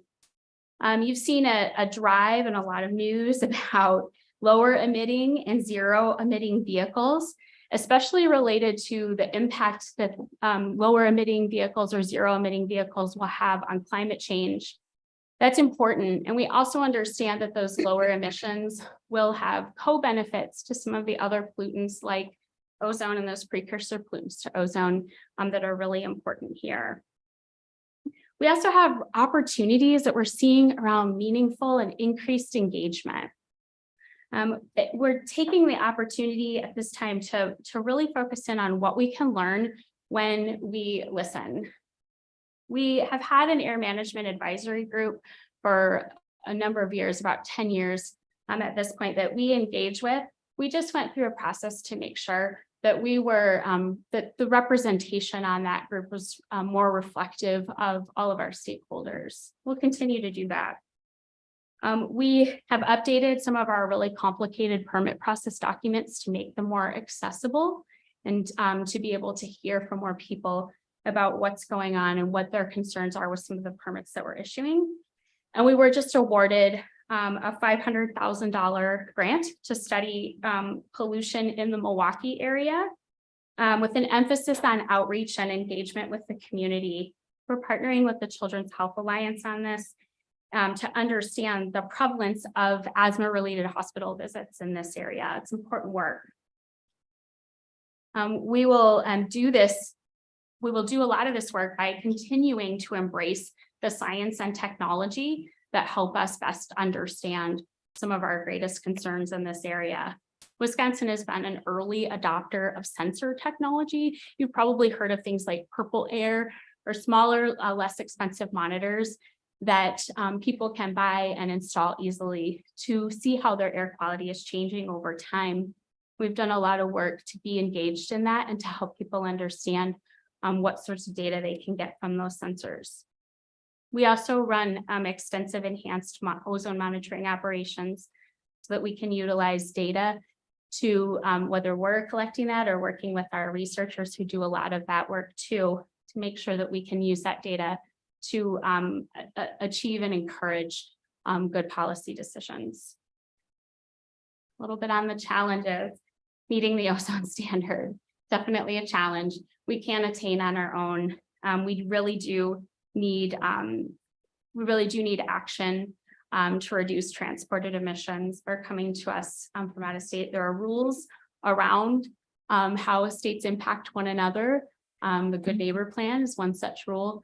There are challenges with how little that actually helps resolve many of our issues here in the state. I think some other challenges are reducing emissions from mobile sources. Again, as I mentioned, we have really limited ability and authority to regulate those, and they're a really important and significant contributor to some of our pollution issues in the state. And then finally, all of the work that we do takes highly specialized personnel across many different disciplines, like what's going on today. I mentioned a number of the different disciplines. It's really testing us in terms of communications as well. We're learning a lot about how to be faster and simpler in our communication so that people have access to the information they need to make good decisions. People don't necessarily go to school to be an air quality professional, but it's really important that we have a lot of specialized folks across a lot of different and diverse areas of expertise. I'm really proud of the people in the program that I have. It's really important, or that I'm fortunate to lead. It's so important to me to retain them. And so we'll continue to work towards attracting and retaining the highly specialized folks that we have and can find so that we can continue to do this really important work. So thank you so much for the opportunity to talk with you today. I really appreciate it, and I'm happy to answer any questions that you have. Thank you, Gail. Are there questions for Gail? You know there is. I know, I'm just waiting. Everybody like looks at me like, is Marcy gonna take it? I really appreciate this update and the timeliness of it was kind of interesting or ironic or whatever word you want to use. But, you know, for those of us who went through the natural resources training during the years of acid rain, I just think, you know, that the sky was gonna fall literally and just thinking back to the messages back in those days, that's just so interesting to see how things have changed. But obviously the concern with what other states are doing or not doing, having the impact, the good neighbor policy isn't working, right? So is there the equivalent of a Great Lakes Compact for air in the works, or where would that have to come from to really get those kind of issues addressed in other states that are impacting us? That's a really, thank you for the question, and it's great. And I think the way that that's managed around the country looks a little different. I'll kind of start with how that's managed here. Wisconsin has for a long time been a member of an organization called the Lake Michigan Air Directors Consortium, or LADCO. They do a lot of technical work for us to help us understand our air quality issues, but they also coordinate with the states that are part of that.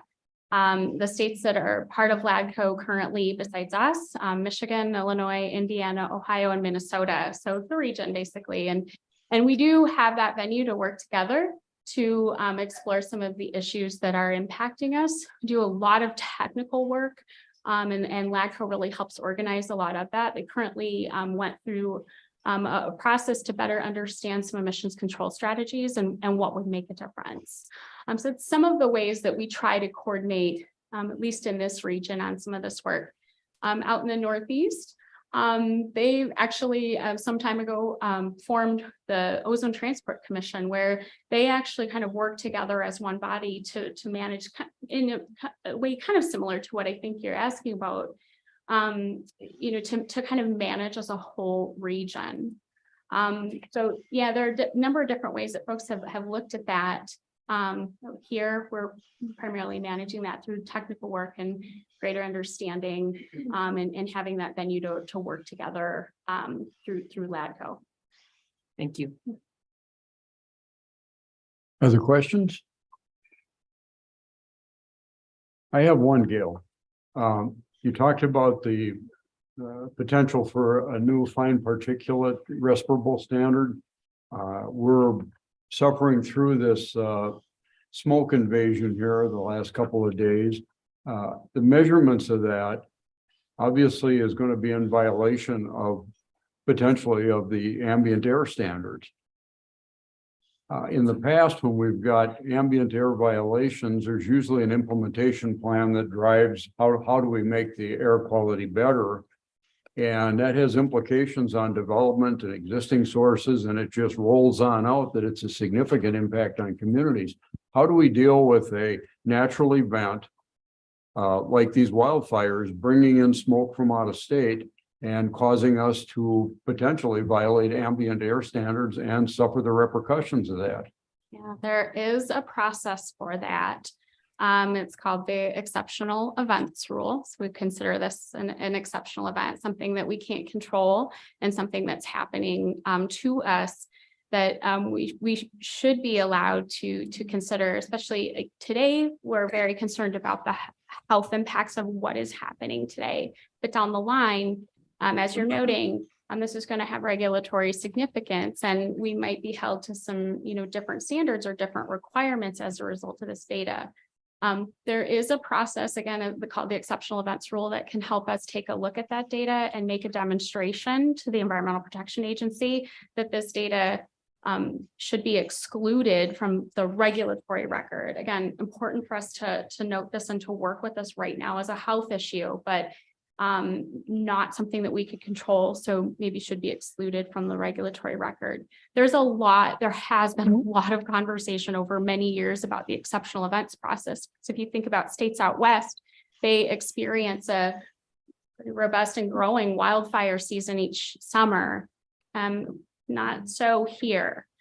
So this process would be somewhat new for us. And there's a lot of conversation nationally about what are the roles of the states and what are the roles of EPA in this exceptional events process, especially with a year like this, where you've got probably approximately half the country worried about Canadian wildfire smoke.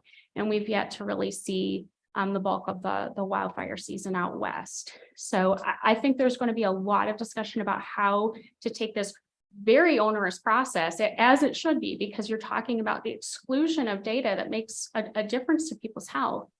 But how to take this onerous process and really work with this, especially this year, as we're just seeing so much need and probably that this data is having so much impact on this part of the country.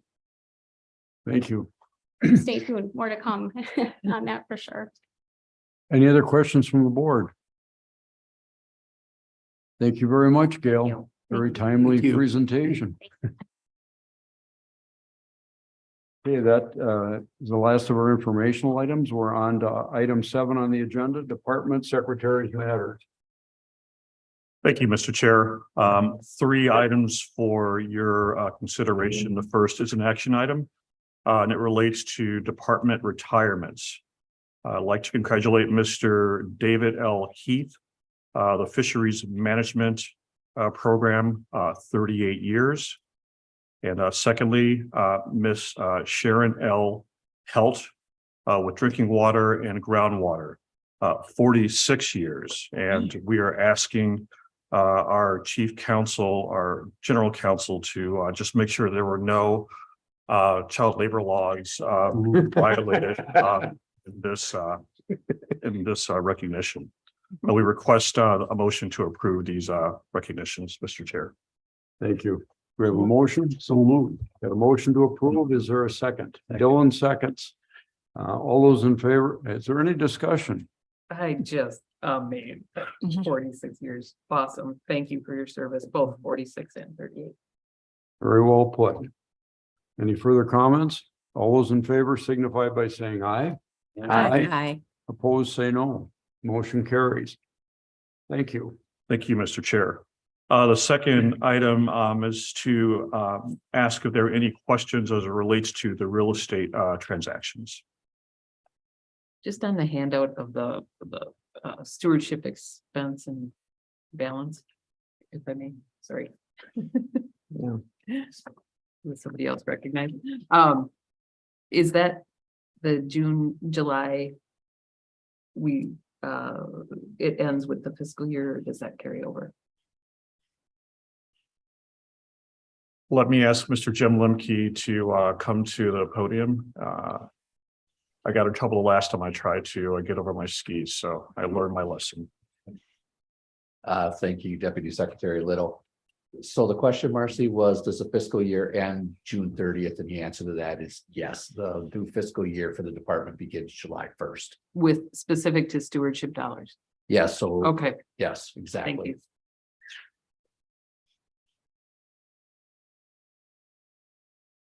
Any other questions on real estate transactions?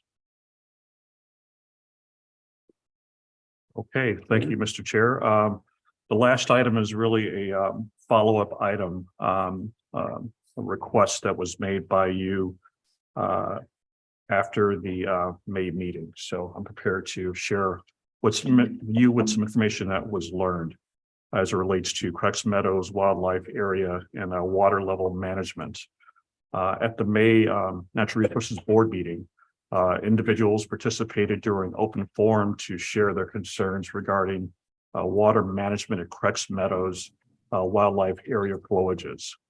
Mr. Chairman, you asked for an update on staff discussions with Mr. Duke Tucker and these stakeholders, and I'm happy to share with you what I've learned.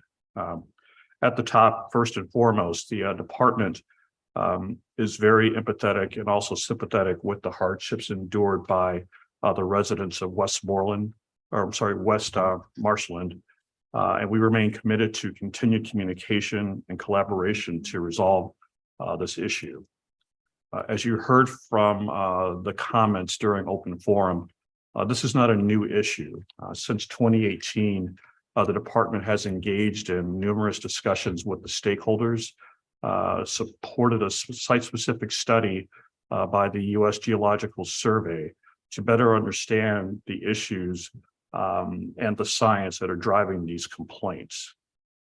We've heard similar concerns at previous board meetings, both in January and again in February of this year, from these residents voicing and stating similar kinds of concerns.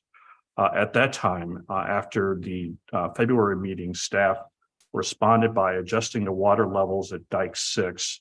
And in March, the department held a public listening session in Grantsburg to share proposed water management proposals for Creeks Meadows flowages and to hear from the stakeholders. We also at that time heard from Mr. Tucker and his desire to hold a technical meeting with department staff that would focus on additional science and reports regarding the issue. On May 18th of this year, department staff met with Mr. Tucker and with Ms.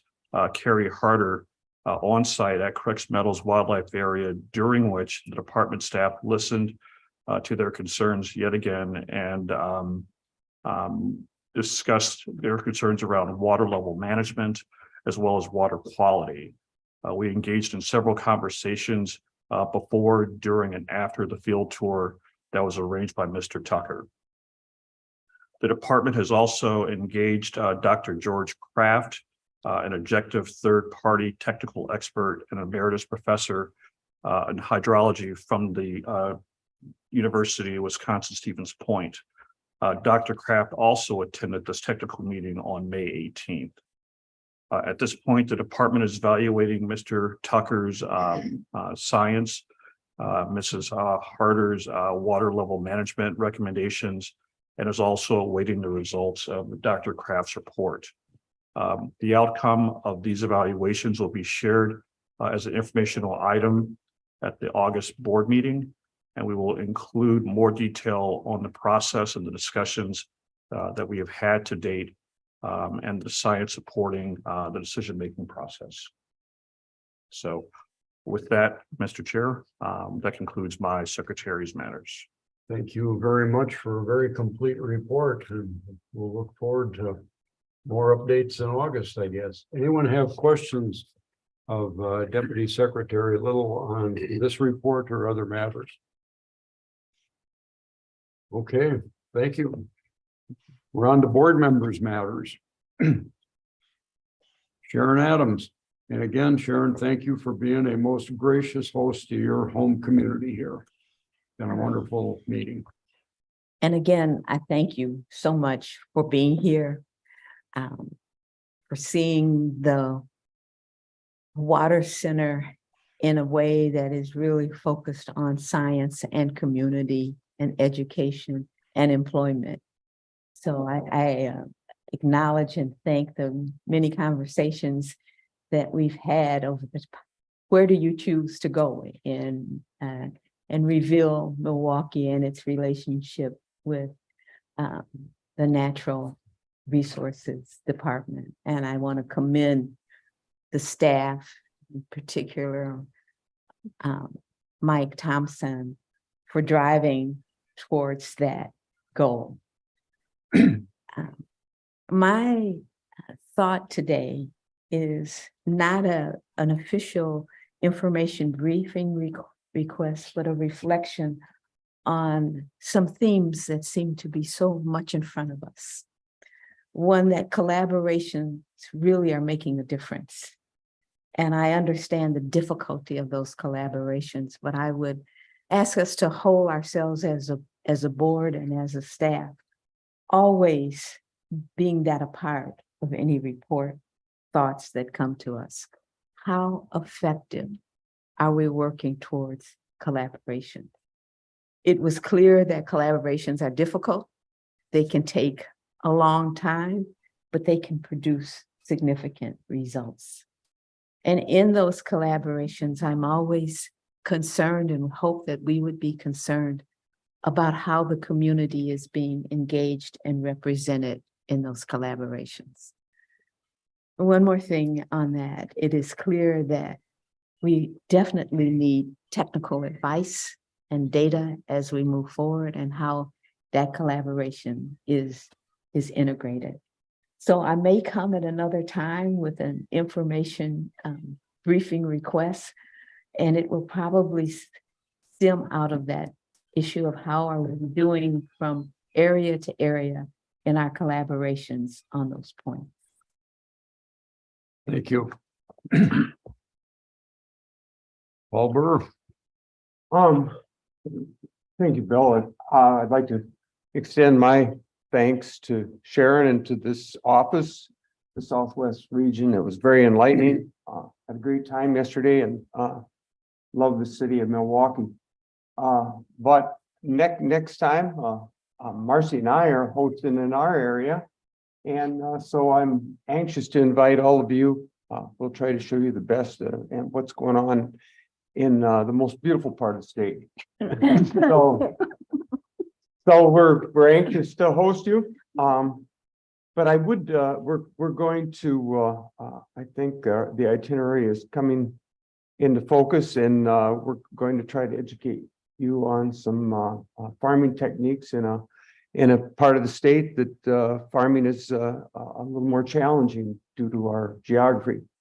So I would I guess I would like to ask Chairman to have a little bit of a briefing on the CAFO permitting process. I think it's something that maybe all board members would like to have a knowledge in because it's something that the DNR does, and I think it affects agriculture across the state. So Just to be clear, Paul, is this, you asking for an informational item on CAFO permitting as part of our board agenda and part of the meeting?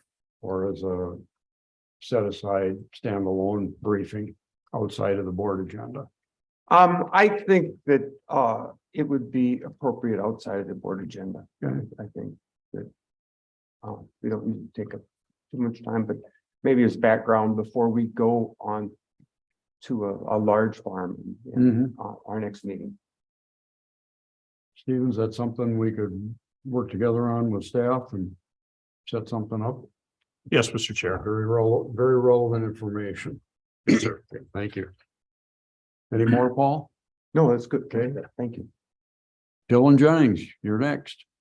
Yeah, I too also want to echo just the welcoming atmosphere down here, and thanks for having us down here in Milwaukee, and always happy to travel down this way. There are a couple more restaurants down here than there are in northern Wisconsin. So I definitely appreciate that. And most things are open beyond 8 o'clock here too. So that's pretty nice.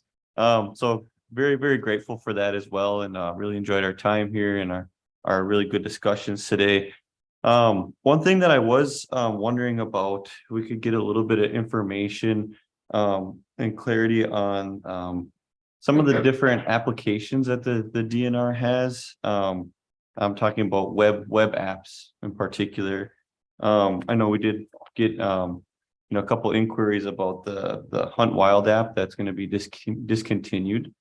And I was just kind of wondering wanted a little bit more background context for some of those decisions, and whether it's budgetary implications, whatever, maybe that can't be answered now, but just information about that. It seems to me in a time when we're talking about trying to encourage more people, community members, communities to get out and hunt and address some of these deer population issues that we've been talking about, resources like that I know are helpful for a lot of harvesters. And so just was wondering about that, and just kind of considering, in our own communities, what types of resources our community members are using to get outdoors and to access some of these places and for harvesting purposes.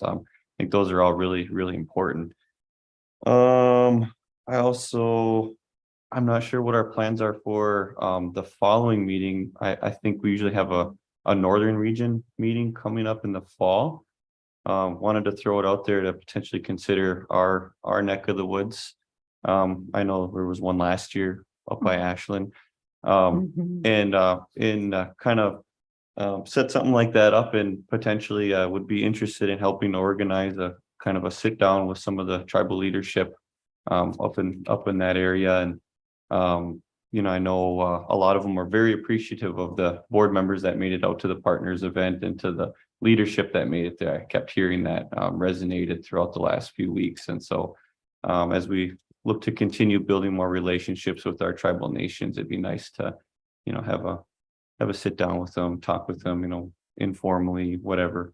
So I just wanted to put that on our radar. And that's about it for me. Thank you. Okay, thank you very much. Sandy Nas.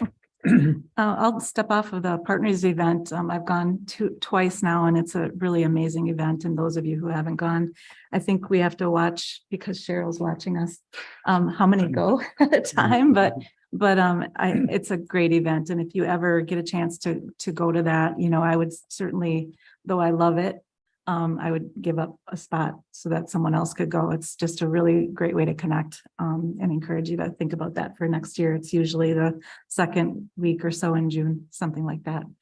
Great event. And then I just wanted to jump off of Sharon, something that you said earlier about those partnerships. And one of the things that struck me yesterday when we were on the tour at the park, looking at that restoration of that stream area, and then listening to the wastewater discussion earlier, was a similarity between our area and here, wanting to keep water where it falls, and our statement up by us in Lake Superior is slow the flow, keeping water where it falls, or keeping water where it is, and hoping that it doesn't run off quickly. We have those same issues kind of in a different way, but that's something that connects us as another Great Lakes area. So I just, that really struck me as interesting. And then just an invite. I'm not a member of this, but I did get to do this a year ago. The Association of Fish and Wildlife Agencies, which DNR is a member, is going to be having a BMP evaluation. They do necropsies on specific traps or animals that were trapped by specific traps throughout the country. They bring them all to, it's going to be at Ashland again this summer in July. It's a 2-day event where there's veterinarians that come in, including DNR's Lindsay Long. She was there at least a year ago. Hopefully she'll be there this time, but it's a really interesting way to learn about trapping. And how the traps actually impact the animal. They look at, they necropsy every animal, and then they put up those furs, and those furs go toward, they sell those furs, and it goes toward education. So to help people understand how trapping is a part of management for these important fur bearer species. You can do everything from learning to skin to being a recorder, which I was. I found it fascinating to record what the veterinarian was finding. And it really helped me as a trapper to understand my impact and how I can maybe change what I do to make sure that I'm using a best management practice for capturing fur bearers. So I encourage you to if you'd like to come, let me know, and I'll get you information on that. Thanks, Andy. Jim? We'll see if my voice holds out. I have to say, I'll just say that, not that I need to divulge personal health stuff, but I am asthmatic. I have to say, this air is bad. And it's really affected me, and I'm sure it's affected a lot of people.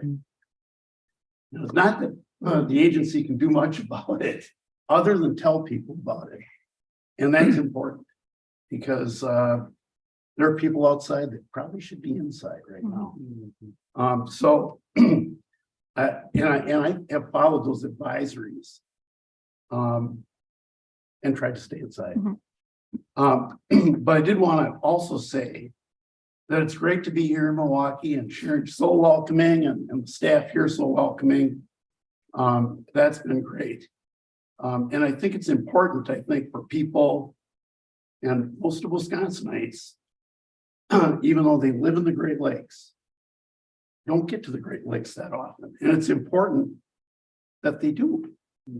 Because, think of the connection we saw what was happening along what was part, the river flowing into the Great Lakes through a concrete channel. And we saw what it can be and what it's becoming. And that was very inspiring.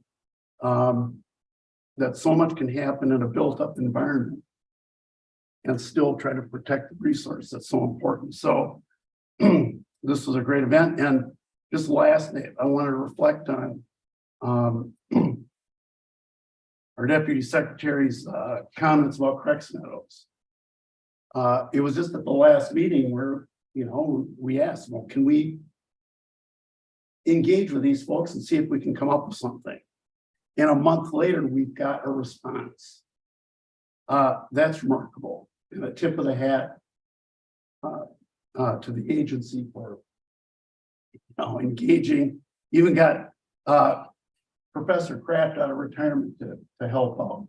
I mean, it's very responsive for a big agency to do this. So just a tip of the hat. Thank you. Marcy. Thank you.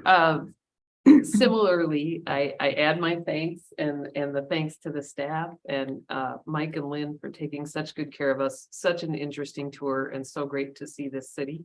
And one of the things that struck me yesterday that I think we should have some follow-up on somewhere along the way was in the lead pipe replacement discussion. The funding need is much greater than the funds available, even though they're doing a great job with taking advantage of the infrastructure law.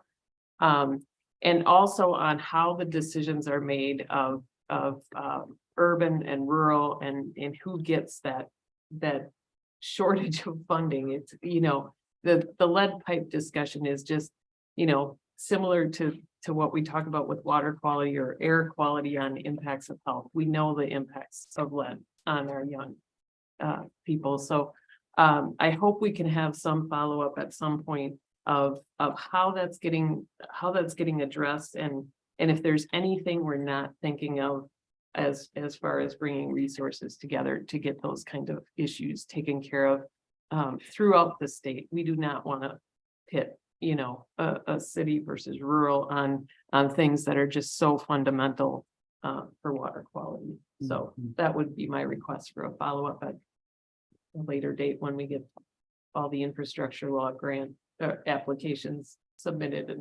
and done. Thank you. Absolutely. Okay, thank you. For me, I'd just like to reiterate the thank yous to our hosts, the additional effort by staff to bring us to Milwaukee. And my perspective on it, I've had the opportunity to come in and out of the city infrequently, but over many years. And it really, every time I come in, you appreciate the changes that are here, the progress that's been made. The challenges are huge, but I had a chance to work as a member of the Menominee Valley Partners for a few years. And the development and the changes in the economy in that area of town, the environment in that area of town, the recreational facilities is fabulous. And it's just one small example of how things can be tough and they can be challenging. But by working together, collaborating, we can all make very significant progress. And you can see it in the downtown, you can see it in the quality of the rivers, the revitalization, the return of some aquatic species. It's exciting and it's fabulous.